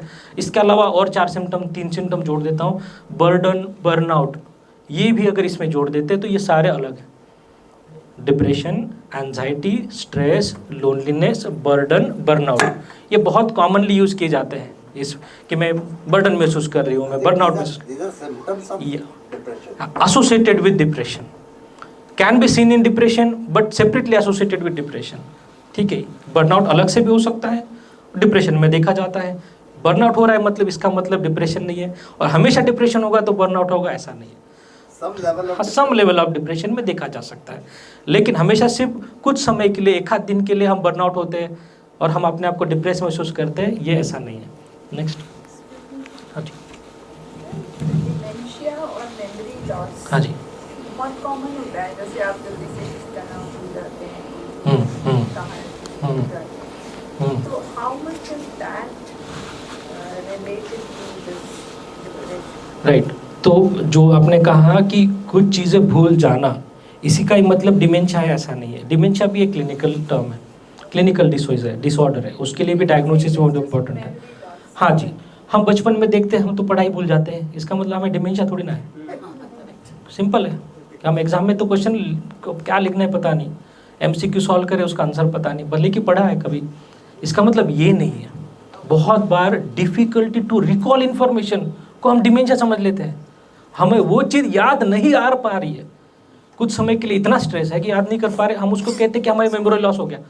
वो इन्फॉर्मेशन आपके ब्रेन में ही है। मेमोरी लॉस तो वो है कि इन्फॉर्मेशन स्टोर ही नहीं हो पा रही एंड रजिस्टर ही नहीं हो पा रही, या तो रिकॉल नहीं हो पा रही, ये डिप्रेशन है। कुछ समय के लिए कुछ चीज़ें कंफ्यूज हो जाना, कुछ चीज़ें याद ना रख पाना, या तो कुछ समय के लिए जब हम पूछते हैं वो नाम याद नहीं आ रहा, ठीक है। बहुत ही सिंपल है, बहुत ही सिंपल है। इसका मतलब ये नहीं कि हर किसी को डिमेंशिया है। ये बहुत ही, जैसे हम डिप्रेशन बहुत कॉमनली यूज़ करते हैं, वो कहते हैं मुझे मेमोरी लॉस हो गया, मुझे समझ में नहीं आ रहा, मुझे कुछ चीज़ें भूल ही जा रही हूँ। तो मैं कह रहा हूँ ये कॉमन स्ट्रेस में भी हो सकता है, पैनिक में भी हो सकता है, विदाउट स्ट्रेस भी हो सकता है। नॉर्मल रूटीन है, हमारे ब्रेन की कैपेसिटी कि हम कितने इन्फॉर्मेशन स्टोर कर पाएंगे। जो लोग मल्टीटास्किंग करते हैं, तो कुछ चीज़ें इन्फॉर्मेशन जो भी हम पढ़ते हैं, लिखते हैं, देखते हैं, उसमें से हम 50-60% ही रिटेन कर पाते हैं। तो जो 45% जो इन्फॉर्मेशन है, जो हमने देखी है, सुनी है, पढ़ी है, वो रिटेन नहीं हो पाएगी। जब रिटेन ही नहीं हो पाएगी, आपके ब्रेन ने वो रजिस्टर ही नहीं किया, तो जब जरूरत पड़ेगी रिकॉल कैसे करेंगे? तो बहुत जल्दी जो भूल जाते क्या है, वो नाम है। बहुत जल्दी हम भूल जाते हैं, नाम याद नहीं आता, चेहरे याद है, नाम भूल गए, ठीक है। हम डिस्कशन कर रहे हैं, किसी के साथ कुछ कम्युनिकेशन कर रहे हैं, या तो कुछ किसी भी पॉइंट पे बात हो रही है, वो याद नहीं आ रहा है, इस तरीके से हम कहते हैं कि वो फिर टाइम लगता है, और जैसे वो डिस्कशन खत्म हो जाए, वो सामने व्यक्ति नहीं है, फिर याद आता है अरे ये बताना था। तो इसका मतलब ये नहीं होता कि इसमें हमें डिमेंशिया है। तो हम बहुत बार लेबल कर लेते हैं, इस समय मेमोरी लॉस नहीं, ये अलग है। कुछ चीज़ें ये रिकॉल ना कर पाना, इसका मतलब हमेशा डिमेंशिया नहीं होता। डिमेंशिया इज अलग, सेपरेट क्लिनिकल डिसऑर्डर, उसके बारे में अलग सेमिनार करेंगे, वो आप जरूर अटेंड करना। उसमें हम अलग एस्पेक्ट, उसमें भी हम डिप्रेशन डिस्कस करेंगे, और डिमेंशिया, मेमोरी लॉस की भी क्यों हो सकता है, क्या होता है, हो गया तो क्या, उसका लाइन ऑफ मैनेजमेंट क्या है, वो भी हम डिस्कस करेंगे, ठीक है। तो लोनलीनेस कैसा डिफरेंट है? तो लोनलीनेस में ज़्यादातर हमारे जो भी जो लोनलीनेस होता है, ये डिप्रेशन से अलग है। हमने कहा कि कैरेक्टरिस्टिक क्या है डिप्रेशन की? सोच, समझ, मूड, इमोशंस, इस पे ज़्यादातर डिप्रेशन के जो सिम्टम्स दिखते हैं इस तरीके से होता है कि हमारे विचार बदल जाते हैं, इमोशन बदल जाते हैं, मूड बदल जाता है और बिहेवियर भी कभी कभी बदल जा सकता है, ये तरीके। लोनलीनेस में क्या होता है, सोशल कनेक्टेडनेस, जो हमें लगता है कि सोशल हमें कम्युनिकेशन करना है और सोशलाइज करना है, वो सिर्फ जब कम हो जाता है तो हम उसको लोनलीनेस कहते हैं। बस फिर वो किसी के साथ हो, फिर वो एक घर में रह के बच्चों के साथ हो, हस्बैंड के साथ हो, हम आइसोलेट कर देते हैं, विड्रॉन हो जाते हैं, तो उसको हम लोनली महसूस कर सकते हैं। साथ में रह के जब सोशल सराउंडिंग ऐसी है कि हमें अकेला ही रहना है, तब हम लोनली महसूस करते हैं। तो सोशल, इसके अलावा तो हम सोशली कनेक्ट हो सकते हैं, फ़ोन पे बात कर सकते हैं, बाहर जा सकते हैं, टहल सकते हैं, हम क्लब में आ सकते हैं, या तो अलग अलग तरीके से हम सोशलाइज कर सकते हैं। इसका मतलब ये नहीं कि हम लोनली हैं। कुछ समय के लिए, कुछ 1-2 दिन के लिए भी कभी कभी ऐसा होना कि हम लोनली महसूस कर रहे हो, तो ये सिर्फ और सिर्फ लैक ऑफ सोशल कनेक्टेडनेस है। इसका मतलब ये नहीं कि हम उदास हैं। कभी कभी कुछ समय के लिए बहुत ही लोनली हो सकता है, कुछ सिर्फ पुरानी यादें आ रही है, पुराने ख्याल आ रहे हैं, अच्छे बुरे ख्याल, फ्यूचर रिलेटेड वरीज हो रही है, चिंता हो रही है, टेंशन हो रही है। इसका मतलब ये नहीं कि हमेशा हम उदास हैं, हम लोनली महसूस कर सकते हैं। लेकिन यही फीलिंग अगर कंटिन्यूसली 15 डेज चल रही है कि हम लोनलीनेस को ही आइडेंटिफाई नहीं कर पा रहे कि हम लोनली है, और उसको हम मैनेज ही नहीं कर पा रहे कि उसके लिए कुछ करना पड़ता है, उसके लिए तो आप सोशली कनेक्ट हो जाए, कम्युनिकेट करें, अपने आप को एक्टिविटी में बिजी रखें। जैसे एग्जांपल देता हूँ, आर्मी ऑफिसर्स होते हैं, बॉर्डर पे काम कर रहे हैं, 16-16 घंटे की शिफ्ट होती है, और उसके बाद भी शिफ्ट होती है तो कोई नहीं रहता साथ में, लोनली होता है, अकेला ही होता है, लेकिन वो काम कर रहा है, प्रोडक्टिव है, और उसके मन में एक ही आता है कि देश के लिए कर रहा हूँ, और मेरा देश की देखभाल में कर रहा हूँ, तो मेरे घर का संभाल देश कर रहा है। इस तरीके से फीलिंग, वो अकेला काम करके भी लोनली नहीं है, क्योंकि वो अपने आप को बिजी मानता है, वो अकेला है, बर्फ़ में कहीं पड़ा है, 16-16 घंटे दूर कहीं जाके पेट्रोलिंग कर रहा है, किसी से बातचीत नहीं, कभी कभी तो 2-2, 3-3 दिन हो जाते हैं। कुछ प्रोग्राम्स हमने BSF के साथ किए जो एक्सट्रीम लद्दाख वगैरह, जम्मू JNK में एक्सट्रीम बॉर्डर्स पे होते हैं, देखो उनके लिए तो कुछ भी नहीं, बातचीत ही करने के लिए कोई नहीं, तो सोशली देखते आता है कि कनेक्टेड हो ही नहीं सकता। लेकिन अंदरूनी थॉट प्रोसेस क्या होता है, हम उसको कैसे समझते हैं, ये बहुत इंपॉर्टेंट होता है लोनलीनेस के लिए। ठीक है, नेक्स्ट। ठीक है, social isolation doesn't always cause loneliness. इसका मतलब ये नहीं कि हम थोड़े समय के लिए सोशली आइसोलेट हो जाए तो इसका मतलब हम लोनली हैं। तो मैंने कहा कि लोनलीनेस को हम बहुत ही आसानी से चेंज कर सकते हैं। कुछ ही चीज़ें चेंज करनी है, जिसके साथ हम देख सकते हैं कि हम देख सकते हैं बहुत लोग सोशली आइसोलेटेड है लेकिन लोनली नहीं फील कर रहे। जैसे मैंने बॉर्डर लेवल जवान का एग्जांपल दिया, तो कुछ लोग सोशली रह के भी अपने आप को लोनली महसूस करते हैं। ये इंटरनल फीलिंग हो सकती है। या there is a treatment, primarily the therapies वगैरह, वो भी हम डिस्कस करेंगे नेक्स्ट। ठीक है, लोनलीनेस हमेशा सोशल आइसोलेशन के साथ जुड़ा है। मोर देन 15 डेज चलता है with associated add on symptoms in thoughts, emotions, mood वगैरह, तो उसको हम डिप्रेशन कह सकते हैं। नेक्स्ट। और loneliness more than 20% of population जो मोर देन 50 ईयर्स है, तो इसमें मोर देन 20% पॉपुलेशन में लोनलीनेस देखा जा सकता है।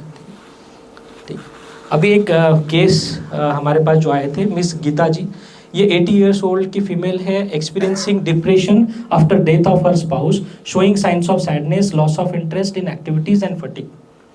आप बताओ, सिर्फ और सिर्फ डेथ हो गई है, हस्बैंड की डेथ हो गई है, इसके अलावा उनके पास जो सिम्टम्स हैं कि साइंस ऑफ सैडनेस है, loss of interest in activities है एंड फटीग है। इसमें हमने ड्यूरेशन नहीं ऐड किया है। आप बताओ, हाँ, इसमें हमने ड्यूरेशन इसीलिए ऐड नहीं किया है, क्या हम इनको डिप्रेशन क्लिनिकली डायग्नोज कर सकते हैं सिर्फ इतने सिम्टम्स के लिए? नहीं, कभी नहीं कर सकते। देखो, एक रीज़न है कि लॉस ऑफ स्पाउस, भले बहुत बड़ा रीज़न है। इससे हो सकता है ये ग्रीफ पीरियड हो, जिसमें हम कहते हैं कि नॉर्मल होता है grief period 15-20 days, 2 weeks to 4 weeks यानी 1 मंथ तक भी रह सकता है, और मंथ्स में भी रह सकता है, कुछ एक्सटेंडेड ग्रीफ भी होता है। लेकिन इसका मतलब तो ज़्यादा है नहीं, normal grief is around 2 weeks to 1 month. इससे अलावा अगर ग्रीफ हम मैनेज नहीं कर पा रहे, हैंडल नहीं कर पा रहे, इस वजह से कुछ मूड सिम्टम्स है जिसमें उदासी है, उसका ट्रीटमेंट होता है। ग्रीफ का भी ट्रीटमेंट होता है, grief counselling. This case only, how to treat. हाँ जी, हाँ जी, When the treatment should be. हाँ जी। तो ट्रीटमेंट तो बेस्ड होता है कि डायग्नोसिस क्या बनेगा, ठीक है। तो हम देखते हैं कि वैसे तो इनका जो duration is more than 215 days. मैंने तो कहा आपको ड्यूरेशन इसीलिए नहीं लिखा था, तो मैंने कहा कि इस केस को अगर ड्यूरेशन नहीं पता है तो आप डायग्नोस नहीं कर सकते। लेकिन अगर यही सिम्टम्स है कुछ दिन के लिए चल रहे हैं जो अभी मैनेज नहीं कर पा रहे, तो then we have to suspect कि ये आगे जाके डिप्रेशन बन सकता है। इस कंडीशन में जहाँ पे कंडीशन इज माइल्ड लेवल, कि माइल्ड लेवल ऑफ इशू चल रहे हैं, तो उसको हम देखते हैं साइकोलॉजिस्ट के साथ, हम क्लिनिकल साइकोलॉजिस्ट को रेफर करते हैं। उसमें फिर जो भी assessment evaluation and detail history taking होगा, उसके साथ कुछ असेसमेंट इवैल्यूएशन में स्पेसिफिक असेसमेंट भी होते हैं, and based on that assessment evaluation and history taking एक डायग्नोसिस बनेगा जो mild moderate level of depression का होगा। उसमें जो लाइन ऑफ मैनेजमेंट होगा मोस्टली थेरेपीज होगी, जो हम आगे डिस्कस करेंगे।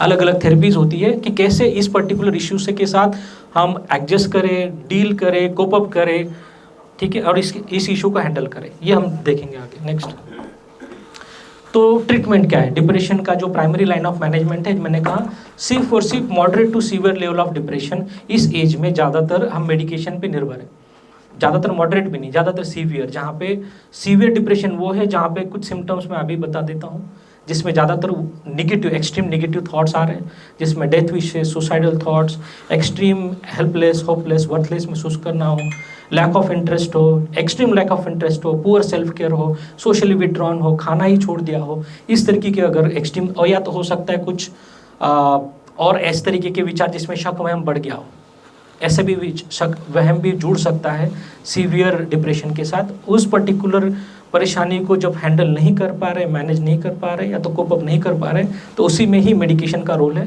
जो मेडिकेशन भी मैंने कहा कि क्योंकि इसमें सेरोटोनिन लेवल बहुत कम हो जाता है, तो इसमें सेरोटोनिन लेवल को बैलेंस करने के लिए जो मेडिकेशन होती है, जिसको SSRI एंटी डिप्रेशन मेडिकेशन कहे जाते हैं, कुछ दिन तक वो मेडिकेशन देना इंपॉर्टेंट होता है इस एज में। मोस्टली वो मेडिकेशन का सिलेक्शन भी बहुत सारे क्राइटेरिया पे डिपेंड करता है। किसी को ओबेसिटी है, किसी को डायबिटीज़ है, किसी को हाइपरटेंशन है, तो सेलेक्टिव जो हम सेलेक्ट करते हैं आपके लिए कौन सा सूटेबल एंटी डिप्रेसेंट होगा, या अलग अलग असेसमेंट इवैल्यूएशन पे डिपेंड करेगा। फिर वो कितने दिन तक चलेगा, किस तरीके का डोज होगा, आपको कितना कंप्लायंस रखना है, कितना मॉनिटरिंग करना है, इसके साथ क्या मॉनिटरिंग करना है, ये भी एडवाइसेस हम, रिकमेंडेशंस भी हम मेडिकेशन के साथ देते हैं।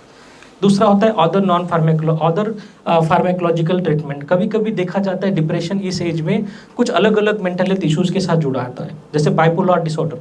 बाइपोलर डिसऑर्डर में एक पोल होता है, कभी कभी ज़्यादा उदासी आती है तो कभी कभी तेजीपन भी आ सकता है। तो जहाँ जहाँ उदासी होती है वहाँ इस तरीके का इलाज चलता है।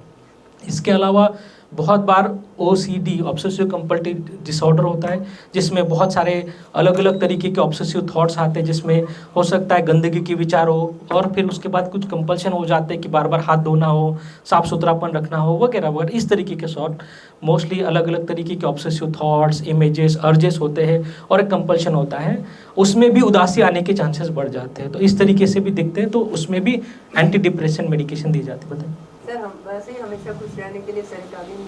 हाँ जी, वैसे देखो नेचुरली सेरोटोनिन कैसे बढ़ाए वो तो मैं अलग से आपको बताऊंगा, ठीक है। अगर हाँ जी, थोड़ा interval some time.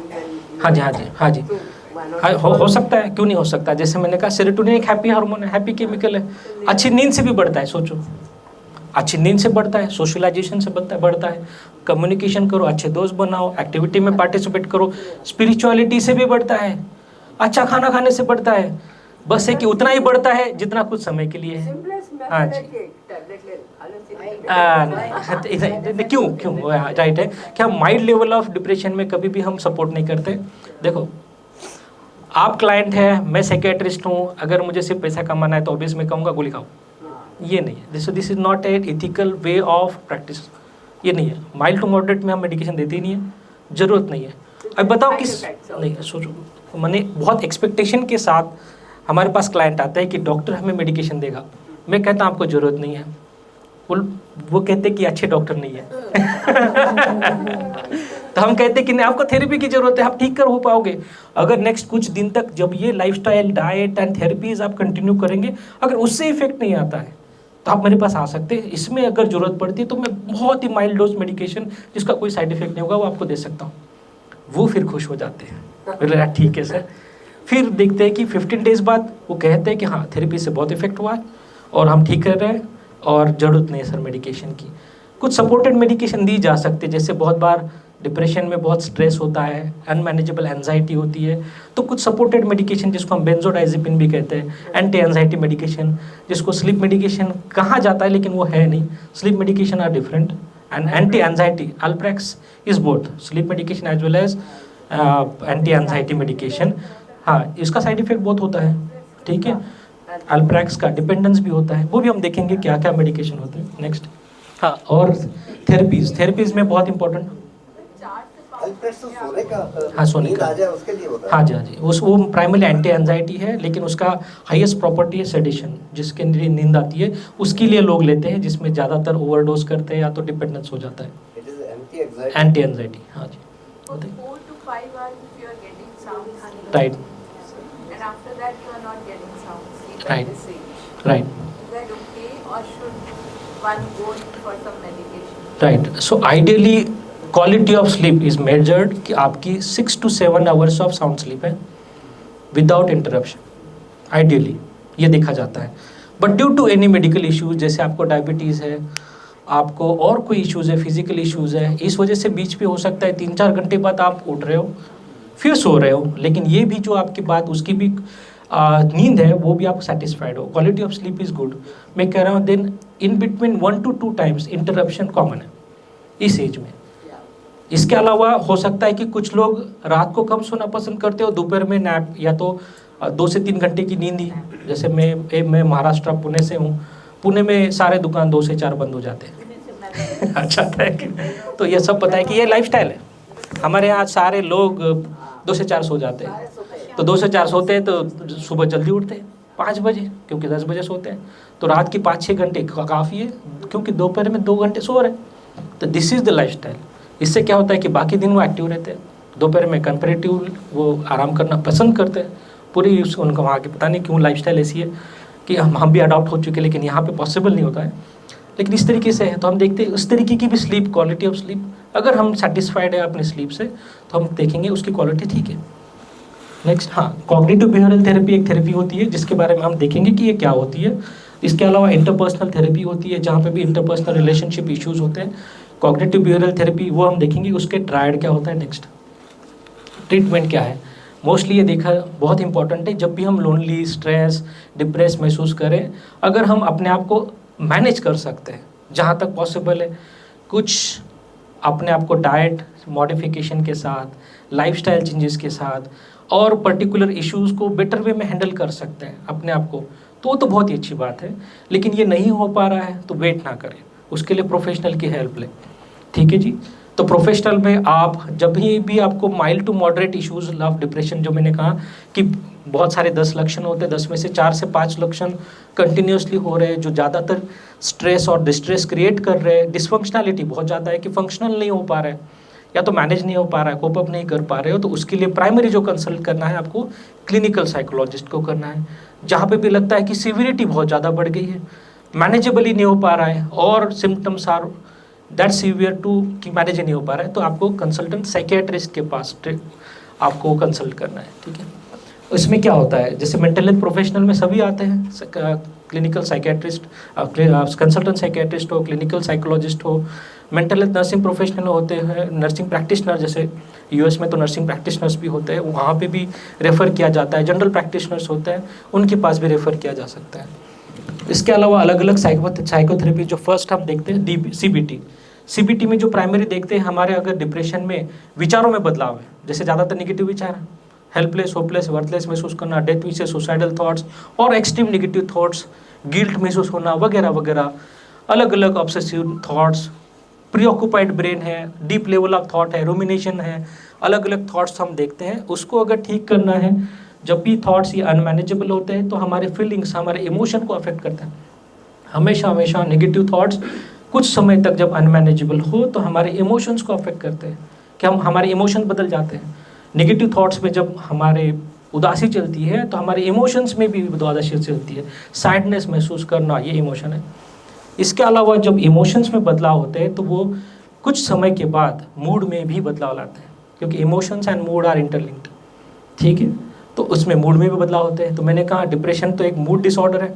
More than 15 days अगर थॉट्स और इमोशंस में अगर बदलाव है तो आपका 15 दिन से ऊपर मूड में डिप्रेशन चल रहा है, इसका मतलब ये होता है कि आपका जो स्वभाव है, बर्ताव है, इसमें भी बदलाव, इसमें भी हो सकता है रूटीन हैबिट्स भी, जो भी आपकी रूटीन डेली रूटीन एक्टिविटीज़ है वो भी आप कर नहीं पा रहे हो, फिजिकल एक्टिविटीज़ नहीं कर पा रहे हो, बिहेवियरल में चेंजेस है। इस तरीके से हम देखा जाए तो CBT कॉग्निटिव बिहेवियरल थेरेपी बहुत इंपॉर्टेंट होता है too early identifying changes in thoughts. विचारों में क्या बदलाव हो रहा है, कि आप विचारों का जो भी परिणाम है वो इमोशंस में ना हो, फीलिंग्स में ना हो, ताकि आपके स्वभाव में बदलाव ना हो, बिहेवियर में बदलाव ना हो, या तो मूड में बदलाव ना हो। अगर हम बहुत बार थॉट्स को ही मैनेज कर लेते हैं तो वो इमोशंस एंड मूड पे अफेक्ट नहीं करता है। इसको हम ठीक कर सकते हैं। यहाँ तक जहाँ तक हम आइडेंटिफाई नहीं करते कि अर्ली चेंजेस इन थॉट्स, तो वो देखते हैं कि वो इमोशंस पे भी असर करता है, फिर मूड पे असर करता है और सिम्टम्स बढ़ जाते हैं, तब ज़्यादा परेशानी होती है। तो इसलिए ये जो CBT है, जिसमें clinical psychologist are expert, not consultant psychiatrist, हमें पता है ये कैसे करनी है, लेकिन ज़्यादातर जो एक्सपर्टीज़ है वो क्लिनिकल साइकोलॉजिस्ट के पास है। IPT जहाँ पे इंटरपर्सनल रिलेशनशिप में प्रॉब्लम है, ठीक है, रिश्तों में प्रॉब्लम है, जहाँ पे हम वो रिश्तों में क्या प्रॉब्लम है, किस वजह से है, क्या है, वही नहीं आइडेंटिफाई कर पा रहे हो, तो देखेंगे उस वजह से भी अलग अलग परेशानी की वजह से डिप्रेशन होना, इंटरपर्सनल डिफ़िकल्टीज होना, लॉस, एक इंटरपर्सनल इश्यूज़ है ना, किसी की डेथ हो जाती है, लॉस हो जाता है, इंटरपर्सनल डिस्टर्बेंस हो जाता है, बातचीत ही नहीं हो पा रही, कम्युनिकेशन ही नहीं है, अंडरस्टैंडिंग ही नहीं है, ट्रस्ट ही नहीं है, एम्पैथी नहीं बची है, सिंपैथी नहीं बची है, या तो आइसोलेट हो गए। इस तरीके से जब चलता है तो देखते हैं इंटरपर्सनल रिलेशनशिप की इश्यूज ज़्यादा होती है, तो इसमें भी अलग अलग तरीके की थेरेपीज होती है। नेक्स्ट, हाँ, एक सपोर्टिव थेरेपी भी होती है जब अलग अलग तरीके की प्रॉब्लम्स आती है। सपोर्टिव थेरेपी जैसे अलग अलग तरीके के सेल्फ हेल्प ग्रुप हो सकते हैं, जैसे कुछ माने अलग अलग कंट्रीज़ में, एवन इंडिया में भी अलग अलग तरीके के सपोर्ट ग्रुप, जैसे कॉमन एक सपोर्ट ग्रुप है जिसमें सिर्फ और सिर्फ वो क्लाइंट जुड़े हैं जिनको पहले डिप्रेशन हो चुका है या तो अभी है, वो अपने आप को सेल्फ, हम कहेंगे सेल्फ सपोर्ट, किस तरीके से हम अपने आपस में बातचीत करके उसको ठीक करें, हम एक दूसरे की मदद करें, इस ऐसे पर्टिकुलर सेल्फ हेल्प ग्रुप के साथ आप अटैच हो सकते हो। ये भी एक अलग अलग तरीके की सपोर्ट ग्रुप या सपोर्ट थेरेपीज बहुत ही इंपॉर्टेंट होती है। नॉन फार्मेकोलॉजिकल इंटरवेंशन में क्या है, जो मैंने कहा, पहली बात तो बहुत इंपॉर्टेंट है लाइफस्टाइल चेंजेस। अगर किसी की लाइफस्टाइल ही ऐसी बनी है कि माने रूटीन एक्टिविटीज़ ही नहीं कर पा रहे, या तो करने की इंटरेस्ट नहीं, इच्छा ही नहीं है, या तो आलस सुस्ती है, तो नहीं पॉसिबल होगा, तो परेशानी होगी, ज़्यादा बढ़ेगी। तो लाइफस्टाइल चेंजेस करना बहुत इंपॉर्टेंट है। इसमें डाइट चेंजेस भी आता है, पर्टिकुलर वेज ऑफ डाइट, अगर हम रेगुलरली वही खाते हैं जिस वजह से ओबेसिटी होती है, इस वजह से कुछ काम नहीं कर पाते, इस वजह से उदासी होती है, उसको भी ठीक करना बहुत इंपॉर्टेंट है। जैसे कहा कि सेरोटोनिन का खाने से बढ़ता है, यस, खाने से बढ़ता है। क्या अच्छे खाने से बढ़ता है? मैंने कहा healthy diet, protein rich diet, carbs को कम करें, ऑयल्स फैट को कम करें, सॉल्ट को कम करें, शुगर को रेस्ट्रिक्ट करें, water intake around 2 to 3 litres होना चाहिए, रूटीन बेसिक एक्टिविटीज़ होनी चाहिए, जो भी आपकी रिस्पॉन्सिबिलिटीज़ है डेली रूटीन एक्टिविटीज़ में, वो डेली चोर्स हो, अपना खुद का देखभाल करना हो, सेल्फ केयर, हाइजीन हो, ये सब कुछ अगर चीज़ें आप कर रहे हो तो कंपैरेटिव आप उस रिस्क जोन में नहीं हो जिनको उदासी हो सकती है। जिस दिन भी आपको लग रहा है कि ये चेंजेस मैं नहीं कर रही हूँ, लाइफस्टाइल पे मेरा फिलहाल वो कंट्रोल नहीं, बैलेंस नहीं कर पा रही हूँ, डाइट पे कंट्रोल नहीं है, ये कोई भी एस्पेक्ट क्यों किसी भी रीज़न से हो सकता है, तो उसमें फिर परेशानी होने के चांसेस बढ़ सकते हैं। ठीक है, हाई कोलेस्ट्रॉल रिच डाइट भी आगे जाके ओबेसिटी और उसके साथ जुड़ी हुई उदासी होने के चांसेस बढ़ जाते हैं। या तो कार्डियक इशू होगा, शुगर खाएंगे ज़्यादा तो डायबिटीज़ होगा, सॉल्ट ज़्यादा लेंगे तो हाइपरटेंशन होगा, तो हर एक चीज़ जुड़ी है। और हाइपरटेंशन होगा तो स्ट्रेस होगा, स्ट्रेस होगा एंजाइटी होगी, एंजाइटी होगा तो डिप्रेशन होगा। इस तरीके से सब कुछ जुड़ता है। ठीक है, नेक्स्ट, हाँ जी, इसके इम्पोर्टेंट होता है डाइट मॉडिफिकेशन, एक्सरसाइज करना, डेली एक्सरसाइज, फिजिकल एक्टिविटी करना, स्लीप हाइजीन बहुत इंपॉर्टेंट है। मैंने कहा एडिक्वेट स्लीप होना बहुत इंपॉर्टेंट है, उसके लिए स्लीप हाइजीन मेंटेन रखना बहुत इंपॉर्टेंट है। सोशल सपोर्ट में फैमिली सपोर्ट, सोशल सपोर्ट में फैमिली सबसे इंपॉर्टेंट है। कम्युनिटी प्रोग्राम्स, सपोर्ट प्रोग्राम्स हो सकते हैं, सेल्फ हेल्प ग्रुप्स हो सकते हैं, क्लब्स, एक्टिव मेंबर्स रहे, मल्टीपल सोशल गैदरिंग्स, इवेंट्स वगैरह में एक्टिवली पार्टिसिपेट करें। अब अलग अलग तरीके से आप अपने आप को एंगेज रखें, बिजी रखें। तो इस तरीके से अगर देखते हैं तो कंपैरेटिवली उदासी होने के चांसेस कम हो जाते हैं। Next, role of health care provider क्या है, जो हमारा रोल रिस्पॉन्सिबिलिटी क्या है। तो अर्ली डिटेक्शन, जो भी एज स्पेसिफिक क्लाइंट्स हमारे पास आते हैं, हम प्राइमरीली उनको यही कहते हैं कि जो भी आपके मन में बदलाव है, विचारों में, इमोशंस में, मूड में, ये जितने जल्दी आप बदलाव आइडेंटिफाई करेंगे ये बहुत इंपॉर्टेंट होगा। जितना लेट करोगे फिर उतनी ज़्यादा परेशानी बढ़ेगी। तो early detection of any issue ये बहुत ही इंपॉर्टेंट एस्पेक्ट है जो हमारी रिस्पॉन्सिबिलिटी होती है।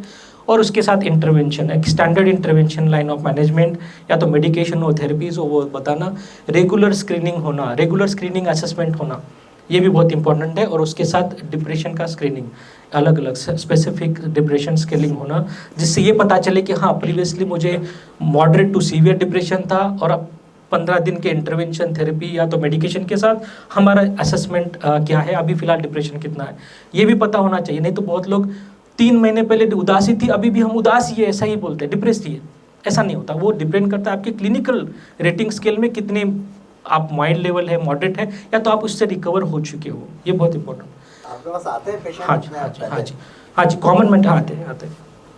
जो ज़्यादा उनको नॉलेज है, अवेयरनेस है, या तो वो हो सकता है सोशल सपोर्ट बहुत ज़्यादा हो, फैमिली सपोर्ट ज़्यादा हो, जहाँ पे फैमिली ने आइडेंटिफाई किया है, तो उन्होंने आइडेंटिफाई किया है, तो वो बहुत जल्दी आ जाते हैं। हाँ, वो फैमिली आइडेंटिफाई करेगी या हाँ जी, दोस्त हाँ आइडेंटिफाई जी, कर हाँ जी, सकते हैं। हाँ जी। नहीं, जो डिप्रेशन होता है, क्योंकि हमें इसमें एडिक्वेट इंसाइट होता है, समझ होती है कि ये बदलाव हमें हो रहा है। जब हम कहते हैं कि ये मैनेज नहीं हो पा रहा है तो हमें हेल्प की ज़रूरत पड़ती है। सिविरिटी जब होती है तो हमें लगता है कि किसी चीज़ की ज़रूरत नहीं है। लेकिन ये चेंजेस हमें फिर फैमिली मेम्बर की रिस्पॉन्सिबिलिटी होती है कि उनमें देखें, ठीक, क्या हमारे कोई फैमिली मेम्बर में ऐसी परेशानी तो नहीं हो रही है, क्या उनकी बाकी जो देखते हैं कि उनके विचारों में बदलाव, इमोशंस में, मूड में, बिहेवियर में, बर्ताव में, एक्टिव रूटीन कामकाज कर पा रहे, नहीं कर पा रहे, बातचीत करने का तौर तरीका तो बदला नहीं है, किस तरीके से वो अपना बर्ताव रखते हैं, स्वभाव रखते हैं, डेली रूटीन एक्टिविटी कर रहे नहीं, ये तो हम देख पाते हैं। जो नहीं कर पा रहे हो हम उनको हेल्प करें, आइडेंटिफाई करें। तो फैमिलीज नहीं है। हाँ जी, we are all right, singles और जस्ट कपल। राइट। तो यहाँ Right. पे कैसे आइडेंटिफाई तो फ्रेंड्स भी आइडेंटिफाई कर सकते हैं। जैसे आप डेली क्लब एक्टिविटीज़ करते हैं, डेली वॉक पे जाते हैं, लेकिन एक दोस्त आइडेंटिफाई कर रहा है कि एक दोस्त आया नहीं रहा पिछले 2 दिन से, तो आपने बहुत जल्दी आइडेंटिफाई किया कि 15 दिन होने नहीं दिए, तो आपने उसको हेल्प की। आप देखो क्या हम उसको ठीक कर सकते हैं, कैसे आपका मोटिवेशन बना रहे। अगर आपको आलसी सुस्ती की वजह से भी आप नहीं आना चाहते हो, या तो कमज़ोरी लग रही है, थोड़ी थकान, थोड़ा परेशानी महसूस करना, इस एज में बहुत कॉमन होता है। थोड़ा शुगर बढ़ जाए परेशानी होगी, थोड़ा शुगर लो हो जाए परेशानी, थोड़ा बीपी बढ़ जाए, बीपी लो हो जाए, एक आध दिन तो परेशानी होगी। लेकिन ये बहुत इंपॉर्टेंट है कि जिनके साथ हम सोशली कनेक्टेड है, जो हमारे फ्रेंड जोन में हैं, जिनके साथ हम रोज़ बातचीत करते हैं, तो बाकी लोगों में भी क्या चेंजेस हो रहे हैं हम देखें और उसको जल्दी से जल्दी आइडेंटिफाई करें और उनको हेल्प करने की ज़रूरत है। उनको हेल्प करें जहाँ तक पॉसिबल है। देखेंगे कुछ मॉडिफिकेशन के साथ ही, कुछ मोटिवेशन, बेसिक काउंसलिंग के साथ उनकी सारी परेशानी ठीक की जा सकती है। जहाँ तक नहीं मैनेज हो पा रहा है तो वहाँ पे माइल्ड मॉडरेट इशू के लिए आप क्लिनिकल साइकोलॉजिस्ट को रेफ़र कर सकते हैं, आप खुद लेके जा सकते हैं, ऑनलाइन अपॉइंटमेंट ले सकते हैं। इस तरीके से जहाँ पे लगता है कि इशू बहुत ज़्यादा बढ़ गया है तो आप कंसल्टेंट साइकेट्रिस्ट के पास भी आप, फ्रेंड्स का रोल सबसे बहुत बड़ा इम्पोर्टेंट है। जहाँ पे फैमिली नहीं है वहाँ फ्रेंड्स है, ठीक है, ये बहुत इंपॉर्टेंट है। तो फ्रेंड्स बहुत इंपॉर्टेंट होता है। जहाँ पे फैमिली पुअर सोशल सपोर्ट है वहाँ फ्रेंड्स ही है प्राइमरीली, वही उनकी फैमिली है। अभी फिलहाल तो ऐसा ही होता है। That is the starting point. हाँ, that's- That's the हाँ end जी, हाँ जी। point probably. हाँ जी, है, वो हमें एक्सेप्ट करना पड़ता है। ठीक है, डिप्रेशन में बहुत होता है कि जहाँ पे हम कुछ चीज़ें मैनेज ही नहीं कर पा रहे हो, जो चीज़ें छूट गई है जो छूट गई, हमें एक्सेप्ट करें, आगे बढ़े जहाँ तक पॉसिबल है। ये रेगुलर स्क्रीनिंग भी उन्हीं को करना पड़ेगा। हाँ जी, उन्हीं को स्क्रीनिंग करना पड़ेगा। ऐसे स्क्रीनिंग क्वेश्चनर्स हम सर्कुलेट करेंगे सभी के लिए। जहाँ पे हम अभी क्लिनिक भी स्टार्ट करने वाले हैं, ये इस महीने या तो नेक्स्ट महीने स्टार्ट होगा, जहाँ पे इनिशियल कुछ स्क्रीनिंग असेसमेंट और सेल्फ असेसमेंट टूल्स हम आपको दे देंगे। वो हिंदी इंग्लिश में होंगे। उसमें क्या होगा कि हो सकता है कुछ स्टिग्मा की वजह से, कुछ हो सकता है कि ग्रुप्स में होने के बाद कुछ बताना ना चाहे, कोई अकेले इंडिविजुअल बताना चाहे, तो वो हमारे इंडिविजुअल सेशंस होंगे, तो उस स्क्रीनिंग को आप लेके आ सकते हैं, जिसमें आपको जिस तरीके की हेल्प चाहिए होगी। जैसे हो सकता है कि आपको सिर्फ माइल्ड इश्यूज़ है, लेकिन आपको जानना है कि उसको भी बेहतर कैसे करें, मैं होने ना दूँ। इसको प्रिवेंटिव लाइन ऑफ मैनेजमेंट में मैं कह रहा हूँ, डिप्रेशन तो हम ट्रीट करते हैं, क्योर भी करते हैं, लेकिन प्रिवेंट भी करना है, बहुत इंपॉर्टेंट है। ये भी हमारी रिस्पॉन्सिबिलिटी है। तो यहाँ पे लिखा है, तो प्रिवेंटिव लाइन ऑफ मैनेजमेंट भी ये प्रोफेशनल की रिस्पॉन्सिबिलिटी होती है, जहाँ पे जितना जल्दी आइडेंटिफाई करें और उसको फर्दर प्रिवेंट करें कि आगे और परेशानी ना हो।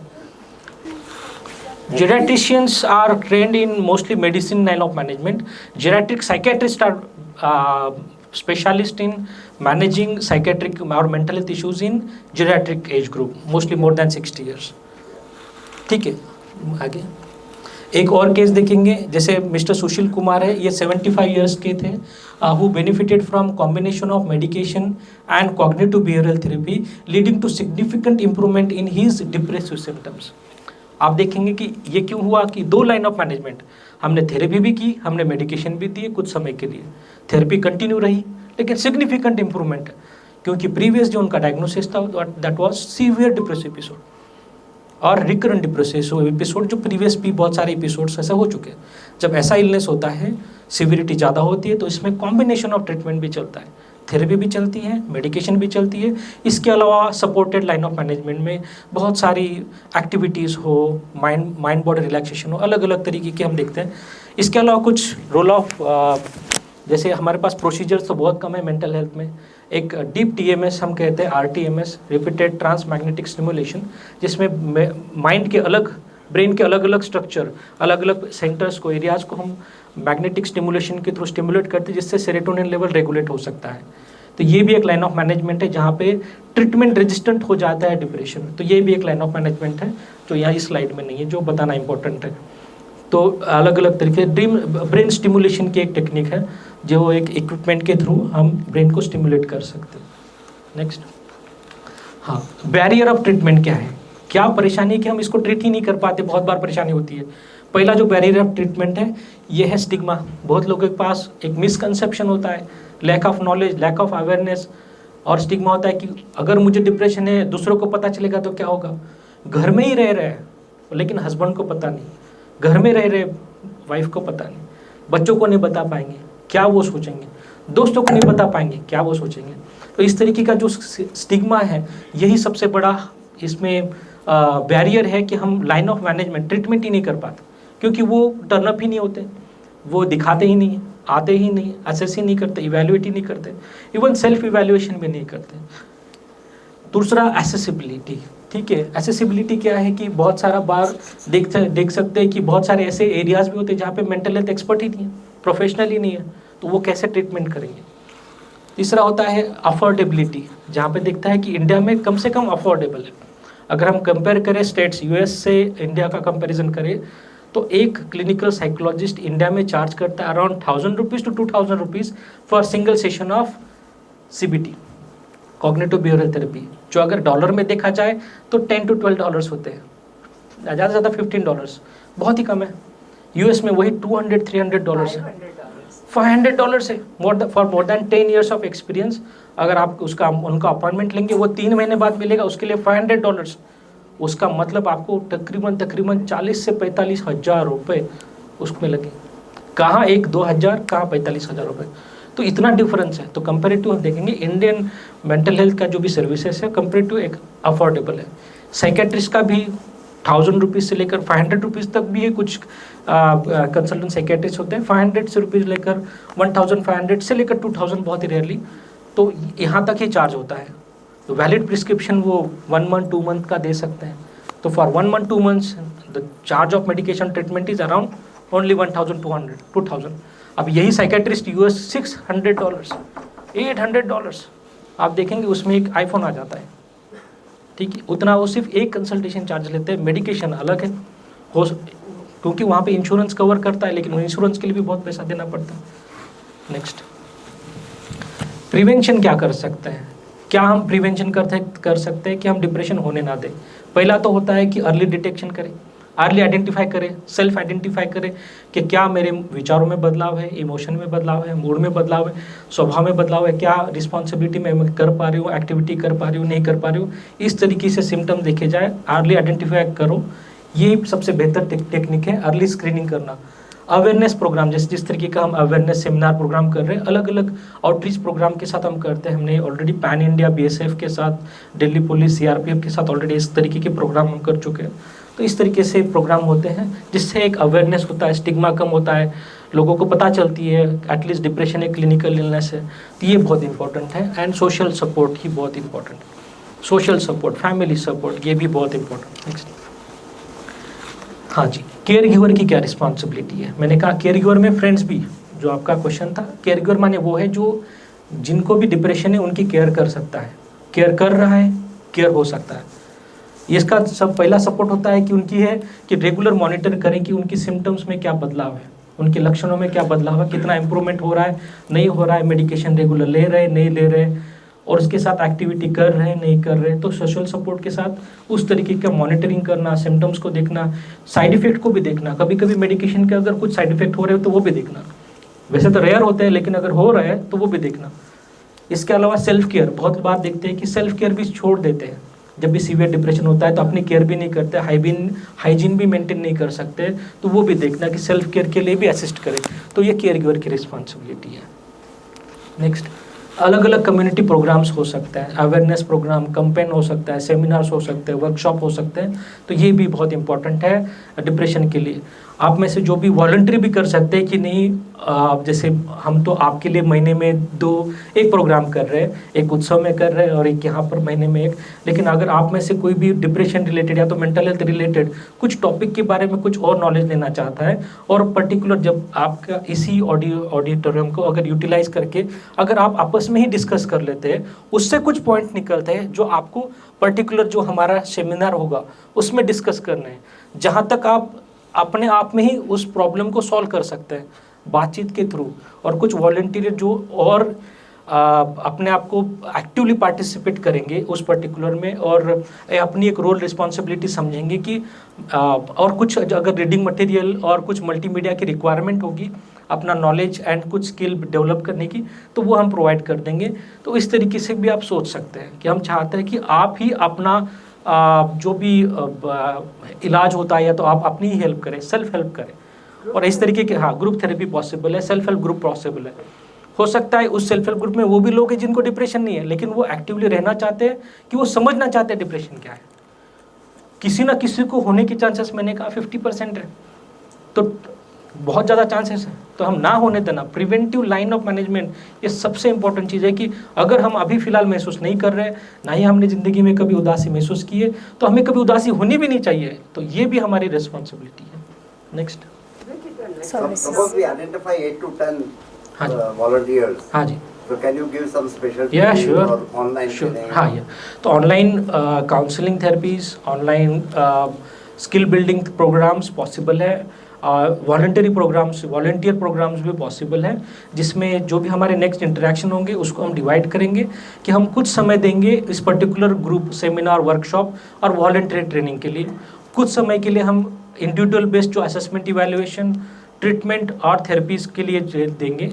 तो हमारा जो भी एवरी मंथ हम वंस इन अ मंथ, अभी फ़िलहाल तो वंस इन अ मंथ सोचा है, जिसमें जो भी क्लिनिक होगा, जिसमें जो भी क्लिनिकल सर्विसेज होंगी, इस तरीके से हम हमारा जो टाइम होगा between 9 AM to around 2 to 3 PM, इस तरीके से हम उसको डिवाइड करेंगे कि इंडिविजुअल सेशन भी पॉसिबल होंगे, असेसमेंट, इवैल्यूएशन, अगर कोई ट्रीटमेंट की ज़रूरत होती है, और इसके अलावा ग्रुप एक्टिविटीज़ की ज़रूरत होती है, सेमिनार की, वर्कशॉप की, या तो वॉलंटरी प्रोग्राम की हो सकती है, या तो सिर्फ ग्रुप काउंसलिंग की ज़रूरत होती है, या तो कुछ पर्टिकुलर एक्टिविटी की ज़रूरत होती है। इसमें माइंड बॉडी हो, योगा, मेडिटेशन, रिलैक्सेशन हो, या तो अलग तरीके से हम सोच सकते हैं इसको कि उसको हम प्लान आउट कर सकते हैं। तो ये हम प्लान धीरे धीरे करेंगे। Sir, one can be happy 24/7 all the time. Yeah. Is it Yeah, normal? it is possible. It is possible. We have to make a line, है ना? What is normal, what is abnormal? Yeah, sometimes. To be happy 24 hours, कि हम खुश हैं, हम खुश रहते हैं, खुश हमें रहने की कोशिश करते हैं, तो ये नॉर्मल है। हम हद से ज़्यादा खुश होते हैं कि हम ही परेशान होते हैं, फिर दूसरे लोग परेशान होते हैं कि ये तो सो ही नहीं रही है, ज़्यादा ही बातचीत कर रही है, ज़्यादा ही प्लानिंग कर रही है, ज़्यादा ही पैसे खर्च कर रहे हैं, तो ये एक अलग तरीके की परेशानी है। ठीक है, तो हम कहते हैं कि माने हर चीज़ का एक थ्रेशोल्ड है, हर चीज़ को एक हम लाइन बैलेंस करना है कि ज़्यादा सैड भी ना हो, ज़्यादा खुश भी ना हो, हमें बैलेंस ही रखना है। कुछ वक्त के लिए ज़्यादा खुश होना, कुछ वक्त के लिए कुछ ज़्यादा दुखी होना कॉमन है। ठीक है जी, कुछ वक्त के लिए, हाँ जी, this is normal till we comes to normal level. ठीक है, हाँ जी, हाँ जी।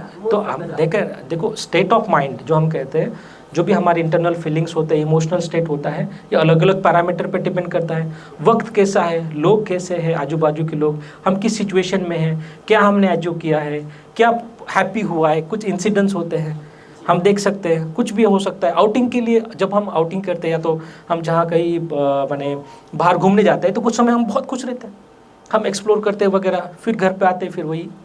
तो ये होता है कि कुछ समय के लिए हम बेहतर महसूस कर सकते हैं, लेकिन फिर बैक टू नॉर्मल। लेकिन मोर देन लो, मतलब मोर देन नॉर्मल अगर हम ज़्यादा समय तक लो ही महसूस करें तो परेशानी है, लेकिन वो भी मोर देन 2 वीक्स चलनी चाहिए। मोर देन हैप्पी वो भी नॉर्मल नहीं है, जिससे और भी डिसफंक्शनैलिटी और भी परेशानी होती है, वो भी नॉर्मल नहीं है। ठीक है, तो यही था। तो अगर और भी कोई डाउट हो तो मैम भी है, मैं भी हूँ, आप क्वेश्चन पूछ सकते हैं। Spirituality helps. हाँ जी, what you said. हाँ जी, स्पिरिचुअलिटी हेल्प्स, ये बहुत इंपॉर्टेंट है। स्पिरिचुअलिटी करती क्या है, ये भी बहुत इंपॉर्टेंट है। हम इसमें देख, मेरा एक जोक है हाँ जी, कि when you drink in the evening some spirit, you are spiritual. That's a joke. Spirit brings spirit, right, right, हाँ राइट है। तो देखो, मैं स्पिरिचुअलिटी की बात करूँगा कि ये बहुत क्यों इम्पोर्टेंट एस्पेक्ट है। स्पिरिचुअलिटी को हम अगर हिंदी में अध्यात्म अगर इसको कहें, उसके 2 है, अध्य एंड आत्मा, है ना। आत्मा माइंड से जुड़ा है, फिजिक्स से जुड़ा है, ब्रेन से जुड़ा है। अध्य क्या है?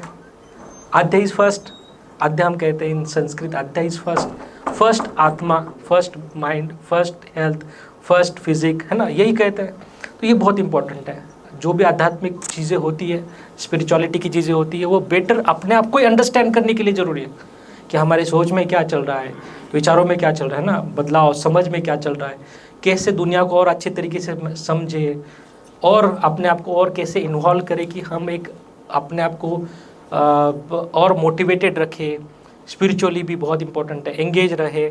इस तरीके से हम देखा जाए तो उसके इसी वजह से स्पिरिचुअलिटी की जो भी हमारी, जिस तरीके से हम स्पिरिचुअलिटी को फॉलो करते हैं, इससे अपने आप को समझने के लिए तो बेटर, अंडरस्टैंडिंग के लिए तो बेटर है ही, लेकिन इससे हमें बेटर अंडरस्टैंडिंग कि हमारी सोच कैसी है, हमारी समझ कैसी है, हमारे विचार क्या आते हैं, हमारे इमोशंस कैसे होते हैं, हमारे अपने प्रति कैसे है, दूसरों के प्रति इमोशंस कहते हैं कैसे, हमारा मूड कैसा रहता है, हमारा बिहेवियर कैसा होना चाहिए, ठीक है, हमारे कर्तव्य क्या है, हमारे रिस्पॉन्सिबिलिटीज़ क्या है, ये भी तो वही सिखाते हैं, वही तो स्पिरिचुअलिटी है। ठीक है, और दूसरा स्पिरिचुअलिटी में जहाँ जहाँ माइंड बॉडी शामिल है, जहाँ पे स्पिरिचुअलिटी के साथ बहुत लोग योगा जोड़ देते हैं, मेडिटेशन जोड़ देते हैं, तो वो तो बेस्ट है। रिलैक्सेशन, मैंने कहा सेल्फ मैनेजमेंट का अगर मान लो सबसे बेस्ट अगर कोई होगा जो लॉन्ग टर्म हमें बेनिफिट कर सकता है तो यही है, जहाँ पे बहुत जल्दी हम समझ पाए कि परेशानी है और उसको ठीक करें।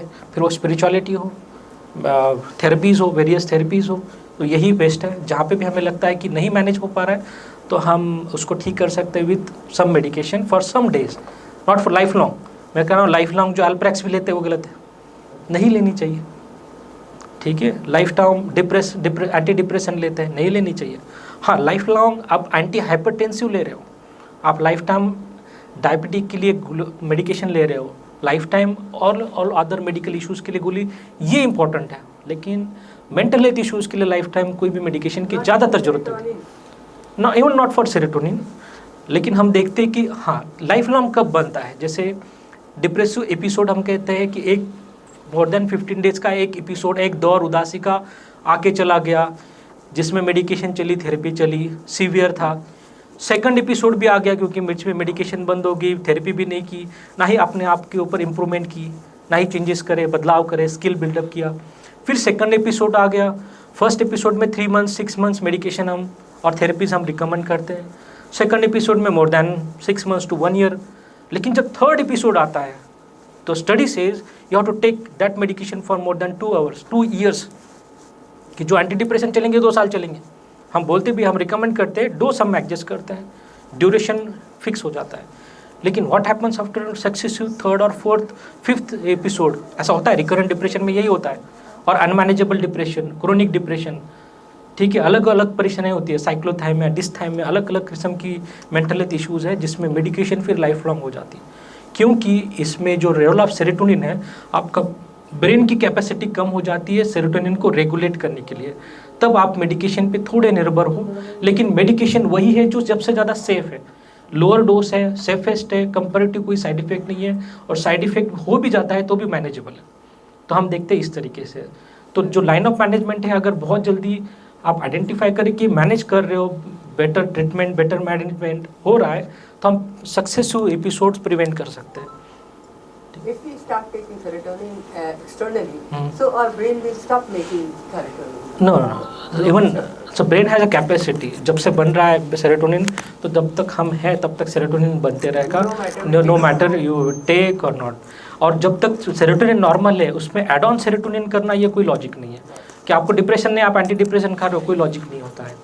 ठीक है, इससे ब्रेन की जो कैपेसिटी होती है सेल्फ सेरोटोनिन प्रोड्यूस करने की पर्टिकुलर एरियाज ऑफ ब्रेन में, तो वो कम हो जाती है कभी कभी। तो ये होता है कि इसमें फिर क्या होगा कि एक पर्टिकुलर एंटी डिप्रेसेंट आप ले रहे हो, आपको कभी डिप्रेशन था ही नहीं, लेकिन हो सकता है 6 साल बाद आपको डिप्रेशन हुआ, वही आप एंटी डिप्रेशन देते हैं। तो प्रीवियसली मान लो अगर आप 5 mg का मेडिकेशन खाते थे जबकि आपको उदासी नहीं थी, आप 5 साल बाद आते हो और आप कहते हो मुझे अभी उदासी है, हम 5 mg का फिर से वही मेडिकेशन देते हैं, आप फिर 1 हफ्ते के अंदर आओगे बोलेंगे इसका असर नहीं हो रहा है। हम कह रहे क्यों? क्योंकि प्रीवियस तो आपको एक्सपीरियंस है। यही होता है, ब्रेन की जो टॉलरेंस एबिलिटी है, रिस्पॉन्स की जो एबिलिटीज़ है वो कम हो जाती है। तो वही हम आपको जो मेडिकेशन होंगी वो हायर डोसेस में देनी पड़ेगी, लॉन्गर ड्यूरेशन के लिए देनी पड़ेगी, हो सकता है उसका साइड इफेक्ट भी हो। तो unnecessary self medication, even benzodiazepine, sleeping medication strictly prohibited, जरूरत नहीं होती है। ठीक है, SOS ले सकते हैं, लेकिन वो भी जब अनमैनेजेबल कंडीशन हो। नींद की गोली, वैसे नींद तो ऐसे मैनेज हो सकता है, लेकिन खाने की आदत लग गई, हम खा ही रहे हैं, इसका भी असर होता है। ठीक है, बाकी ये डिपेंड करता है कि आपको उस मेडिकेशन की किस डोज से आपको वो रिस्पॉन्स आ रहा है। आप अगर स्लीप मेडिकेशन मोर देन 6 मंथ्स लोगे, मान लो अप्रॉक्स फॉर एग्जांपल अल्प्रेक्स 0.5, ये मेडिकेशन बहुत ज़्यादा ली जाती है जिसका डिपेंडेंस होता है। डिपेंडेंस में पहला सिम्टम्स होता है उसका टॉलरेंस, कि आपको पहले अगर 0.5 सिंगल मेडिकेशन से नींद आ रही थी, आगे जाके 6 महीने बाद एक मेडिकेशन से नहीं आएगी, फिर 2, फिर 3, फिर 4, फिर 5-6 आने के बाद इतना सेडेशन होता है, उसका इतना साइड इफेक्ट होता है, फिर डॉक्टर के पास जाते हैं तो मैं तो 6 मेडिकेशन लेके भी नींद नहीं आती। तो इस तरीके से डिपेंडेंस होता है, उसको बेंजोडाइजेपिन का भी डिपेंडेंस, स्लीपिंग मेडिकेशन का भी डिपेंडेंस कहा जाता है, उसको भी ठीक किया जा सकता है। ठीक है, तो unnecessary self medication, exposure to medication आप अवॉइड ही करें, बहुत इंपॉर्टेंट है, कोई भी एज में हो, बचपन से लेकर young adult age group, old adult हो या तो एल्डरली पॉपुलेशन हो, कोई भी स्पेसिफिक एज का हो, वो अननेसेसरी मेडिकेशन अवॉइड ही करें। मैं साइकेट्रिस्ट हूँ, फिर भी मैं कह रहा हूँ ये बहुत बड़ी बात है। ठीक, आप लोगों ने एक इनिशिएटिव लिया है इधर आकर के, you want to achieve something, हाँ जी, if you need volunteers among us. हाँ श्योर, आप ही बताइए। वेरी गुड, आपका नाम सर? अभिमन्यु जैन। ठीक है, हम मिलते रहेंगे। Would like to raise their hand. Very good, very good, very good. और वेरी उनका एक गुड, क्वेश्चन है, उनका एक क्वेश्चन। हाँ जी बताइए। पर्सनैलिटी है हाँ जी, जो हमेशा नेगेटिव ही सोचती है, हाँ जी, कोई ये बहुत उसकी important, help right. करता है या Right. कुछ नहीं करता है, वो हमेशा नेगेटिव ही सोचती हाँ है। जी। इट इज बिहेवियरल प्रॉब्लम और डिप्रेशन। राइट, ये बहुत इंपॉर्टेंट है। ऐसी पर्सनालिटी जो ज़्यादातर सोच निगेटिव आती है, ऐसी पर्सनालिटी होती है। ठीक है जी, और बहुत होती है। नेचर या बाय हाँ जी, हाँ जी। तो हम कहते हैं इसको, अब हम पर्सनालिटी को और अगर डिटेल में जानकारी ले तो वैसे पर्सनालिटी हमारी 18-15 ईयर्स में बन चुकी है। हमारी कैसी है, अलग अलग 3 प्रकार की ज़्यादातर पर्सनालिटी होती है। हम क्लस्टर A, B, C इस तरीके की पर्सनालिटी कहते हैं। हम सभी की इसी तीनों में से कोई ना कोई है। हो सकता है किसी की पर्सनालिटी A+B+C है, किसी की सिर्फ C है, किसी की B, C किसी की है। क्लस्टर A में ज़्यादातर मोटे मोटे तौर पे देखो कि शकी मिजाज के लोग हैं। ठीक है, जो ज़्यादातर में मोटे मोटे तौर पर वो पर्सनालिटी ऑड है, वो एक्सेंट्रिक है, ज़्यादातर नेगेटिव सोचती है, ज़्यादातर सस्पिशियस रहती है। अभी सस्पिशन किसी पे भी हो सकता है, हस्बैंड को वाइफ पे, वाइफ को हस्बैंड पे, किसी पे भी हो सकता है। तो ये एक है, इसका मतलब देखो। नेगेटिव विचार ही आते हैं। हाँ जी, तो मैं वही इसी पे आ रहा हूँ। तो क्लस्टर A वो है जो ज़्यादातर शकीन मिजाज के है। क्लस्टर B है जो ज़्यादा इमोशंस को कंट्रोल नहीं कर सकते हैं। ठीक है, थोड़े इस तरीके से होते हैं ज़्यादातर उस पर्टिकुलर, और भी सारे पर्सनालिटीज़ आते हैं, ट्रेट आते हैं। क्लस्टर C होते हैं जो ज़्यादातर एंग्शियस होते हैं, जिनको डाउट्स होते हैं, जो परेशान होते हैं, और हमेशा हमेशा हो सकता है कि सोच इतनी ज़्यादा आ रही है कि निगेटिव में ही सोच रहे हैं। ज़्यादातर एंग्शियस अवॉइडेंट पर्सनालिटी, जो OC रिलेटेड थॉट्स माने ऑब्सेसिव थॉट्स आते हैं, तो उनमें भी देखा जाता है। तो निगेटिव थॉट प्रोसेस तीनों पर्सनालिटी में हो सकता है, cluster A, cluster B, cluster C में भी हो सकता है। लेकिन प्रिडोमिनेंटली सिर्फ एक personality, particular way of thinking ही उसका निगेटिव चल रहा है। तो सबसे इम्पोर्टेंट क्या सोचना ये स्वभाव है बर्ताव है? नहीं, मैं कह रहा हूँ सोच करने का तरीका ही ऐसा है, उसका थिंकिंग थॉट प्रोसेस ही आता है। सोचने की वजह से बिहेवियर में बदलाव आ सकता है। जो मैं कह रहा था CBT, तो जो भी सोचते हैं हम, जिस तरीके की नेगेटिव सोच होती है, अगर वो सोच लंबी समय तक चले, हम उसको समझ नहीं पा रहे, आइडेंटिफाई नहीं कर पा रहे, मैनेज हैंडल या तो उससे कोप अप नहीं कर पा रहे, तो फर्स्ट वो अफेक्ट करेगा हमारे इमोशंस पे, फिर हमारे मूड पर, फिर हमारे बिहेवियर पर। तो जो आप कह रहे हो क्या नेगेटिव सोचना, हमेशा नेगेटिव सोचना, क्या ये सोच है, पर्सनालिटी या बिहेवियर है? मैं कह रहा हूँ पर्सनालिटी में सब कुछ आता है, सोच, समझ, इमोशंस, मूड, बिहेवियर, सब कुछ आता है पर्सनालिटी में। तो ये हमारा पर्सनालिटी भी बन सकता है, ये हमारे सोच समझने का तरीका बन सकता है, और ये हमारा स्वभाव भी बन सकता है। इस तरीके का स्वभाव भी बन सकता है कि हमारी निगेटिव सोच है तो हमारे स्वभाव में जो भी हम हरकतें, एक्शंस करते हैं, जिस तरीके का हम एक्सप्रेशन देते हैं, जिस तरीके से हम चीज़ें एग्जीक्यूट करते हैं, वो भी निगेटिव हो। जैसे विचारों में ज़्यादातर निगेटिव है क्योंकि किसी के बारे में निगेटिव सोच है, गुस्सा आ रहा है तो हमारे इमोशंस भी गुस्से वाले, एंगर आएगा, फिर बिहेवियर में भी बदलाव होंगे तो हम गुस्सा ही जताएंगे। तो ये दिस कैन बी बोथ, माने उदासी में भी जब देखा जाता है कि सोच जब 15 दिन से ऊपर ऐसी ही चले जो मैनेज नहीं हो पा रही है, ज़्यादातर निगेटिव है, या तो behaviour that can lead to depression, even separate personality issues, ये भी होता है। और कुछ पर्टिकुलर पर्सनालिटी इश्यूज में, पर्सनालिटी इश्यूज तो है ही, उसके साथ मूड सिम्टम्स में, बिहेवियरल इश्यूज में, बिहेवियरल इश्यूज तो है ही, उसके साथ मूड सिम्टम्स में डिप्रेशन भी रहना है, तो दोनों भी कॉमन। हाँ, तो दोनों के लिए काउंसलिंग बहुत इंपॉर्टेंट है। पहले तो असेस करना है कि ये पर्टिकुलरली है क्या सिर्फ ये पर्सनालिटी से जुड़ा है, क्या सिर्फ बिहेवियर, जिसका एस्पेक्ट बिहेवियर हो सकता है, क्या सिर्फ ये सोच से जुड़ा है, जिसका एंगल आगे जाके हो सकता है वो मूड से जुड़ा हो तो उदासी हो सकती है। तो उसका असेसमेंट इवैल्यूएट करना बहुत इंपॉर्टेंट है, और असेसमेंट इवैल्यूएशन के बाद ही स्पेसिफिक थेरेपीज या तो जो भी लाइन ऑफ मैनेजमेंट होगा वो डिसाइड करना इंपॉर्टेंट है। और किसी का कोई क्वेश्चन?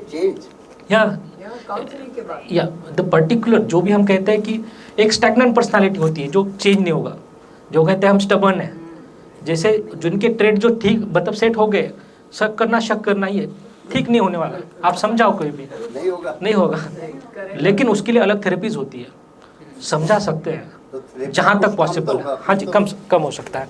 एक तो देखो जो चीज़ें हैं कि हमें आदत लग गई है शक करने की, क्योंकि शक तरीके के विचार आते हैं, हम कहते हैं कि हमारी आदत छूट नहीं सकती, तो हम क्या कहते हैं, आदत रहने दो, आप उससे कोप अप करना सीख लो।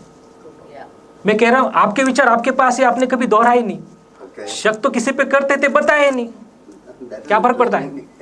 तो ये बहुत इंपॉर्टेंट है। तो ultimately it's not that symptom that is disturbing, it is a lack of coping skill, कि आपकी स्किल ही नहीं हुई, आप हैंडल ही नहीं कर पा रहे, तो आइडेंटिफाई नहीं करते हो कि आपको शक करने का एक तौर, मतलब निगेटिव विचार करने का एक सोच, मतलब इसी तरीके के आप पैटर्न बन गया है, दूसरे को ब्लेम करते हो, या तो दूसरे परेशान हो रहे हैं, आप भी परेशान हो रहे हो। तो प्रयास यह है कि जहाँ पे आप आइडेंटिफाई करके हैंडल कर पा रहे हो, मैनेज कर पा रहे हो, with therapies, with medication, with other line of management, जहाँ तक पॉसिबल है ठीक है, नहीं है तो बेटर कोप अप करो, ठीक है।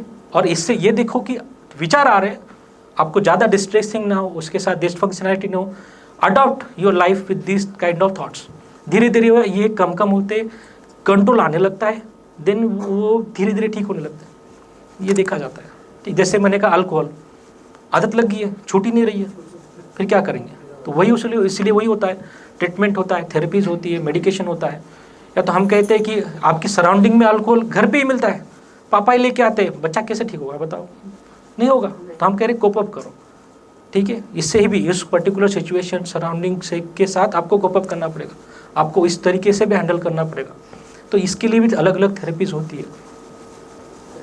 और अगर अच्छे से किया तो चेंज हुई। हाँ जी, हर चीज़ चेंज हो सकती है। बेटर ऐसे भी लोग होते हैं कि वो जानते हैं तम्बाकू खाने की आदत है, तो कैंसर वो एक है तम्बाकू का पाउच, उस पे कैंसर है, तो वो लेने जाते उसको कोई और दो, वो कहते नहीं जिस पे कैंसर का हाँ जी, बना वो वाला। हाँ जी, राइट। तो बहुत सारे क्लिनिकल ट्रायल्स में जो है ये प्लेसिबो इफेक्ट भी, हाँ जी, प्लेसिबो इफेक्ट भी इम्पॉर्टेंट होता है। जैसे हम कहते हैं कि जैसे मैंने तो गवर्नमेंट इंस्टीट्यूट से किया है, अच्छे गवर्नमेंट इंस्टीट्यूट से, तो देखा जाता है कि जहाँ पे भी हमें मेडिकेशंस नहीं अवेलेबल होता था तो बहुत बार प्लेसिबो मेडिकेशन, मल्टीविटामिन्स भी क्योर करते थे। देखो क्योर करते थे, मैंने कहा ये लाइन बहुत इंपॉर्टेंट है कि कुछ हद तक प्लेसिबो इफेक्ट भी, अगर हम मेंटल हेल्थ में देखें, medication to placebo is around 30-70, तो 70% मेडिकेशन इफेक्टेड है तो 30% प्लासिबो भी। प्लेसिबो भी। देखो प्लासिबो भी इफेक्ट करते हैं। हर एक ड्रग ट्रायल के साथ जब भी प्लासिबो का एक रैंडमाइज कंट्रोल ट्रायल किया गया या तो कंपैरेटिव स्टडी किया गया तो placebo are sometimes equally effective and more than 30% तो इफेक्टिव होते ही है।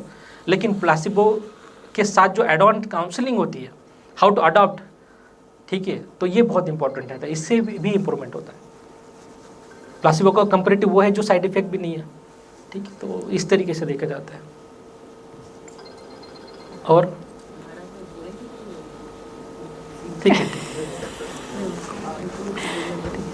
और कोई भी क्वेश्चन पूछना है? Regarding sleep, there is a ठीक है, उसके रिलेटेड तो एक अलग सेमिनार हम करेंगे, जो हम नेक्स्ट टू नेक्स्ट सेमिनार होगा, मोस्टली स्लीप रिलेटेड ही होगा। स्लीप इश्यूज, कौन चाहता है स्लीप रिलेटेड और सेमिनार किया जाए? स्लीप अगर जितने ऑडियंस हाथ करेंगे तो उतना ही। स्लीप इश्यूज, किसके लिए? स्लीप इश्यूज, नींद की परेशानी, yes, sir, मेरे को है। और Most of the people they have. Most of the 30-40%, ठीक है, ठीक है, Or I can have a private counseling. Right, sure. कौन चाहता है मेमोरी लॉस के ऊपर किया जाए? हाँ जी, डिमेंशिया, मेमोरी लॉस, फॉरगेटफुलनेस। नहीं, मैं तो ऑडियंस का रैंडम हम पोल लेना चाहते हैं, Prove करने के लिए। ठीक है। देखो मेमोरी किसी को इंटरेस्ट भी नहीं होगा तो टॉपिक इंटरेस्टिंग होगा, ठीक है, तो हम समझ तो सकते हैं, ठीक है, सभी के लिए।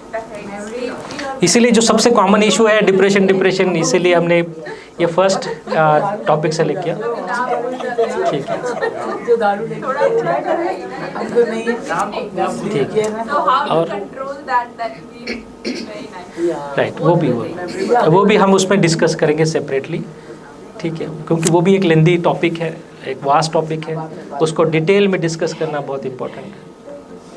और ठीक है, Now, what do you really plan how to go about that? About This process, really go about in future? हाँ, तो और यहाँ आप पर क्या सोचते हैं क्या होना चाहिए? यहाँ पर आशाना के साथ, हाँ जी, ये वंस इन अ मंथ ये सेमिनार होगा, उसमें जो भी प्रोफेशनल्स एसोसिएटेड होंगे, जैसे मैं ही हूँ, तो मेरे साथ जो भी क्लिनिकल साइकोलॉजिस्ट मैम है, तो और भी जो प्रोफेशनल्स होंगे, उनके डेज में सेमिनार, वर्कशॉप और ग्रुप एक्टिविटीज़, काउंसलिंग सेशंस होंगे। इसके साथ इंडिविजुअल सेशंस होंगे, असेसमेंट, इवैल्यूएशन, एंड जहाँ पे थेरेपी एंड मेडिकेशन दोनों का भी रोल रिस्पॉन्सिबिलिटी। तो इस तरीके से प्लान करेंगे, अलग अलग टॉपिक्स हम उसमें कवर करेंगे।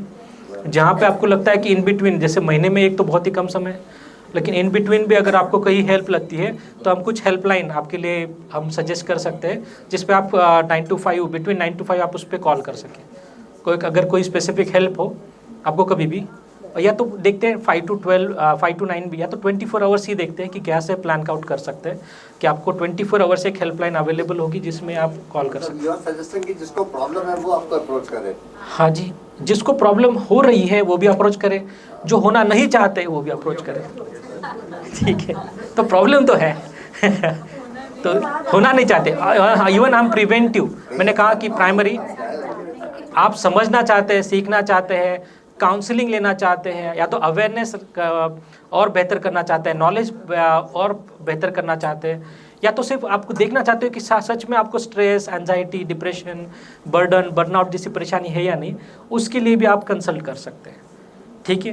तो इवन जनरल सिम्टम्स हो सकते हैं, स्लीप नहीं है, स्लीप इश्यूज़ है, और भी बाकी जनरल इश्यूज़ है, उसके लिए भी आप कंसल्ट कर सकते हैं।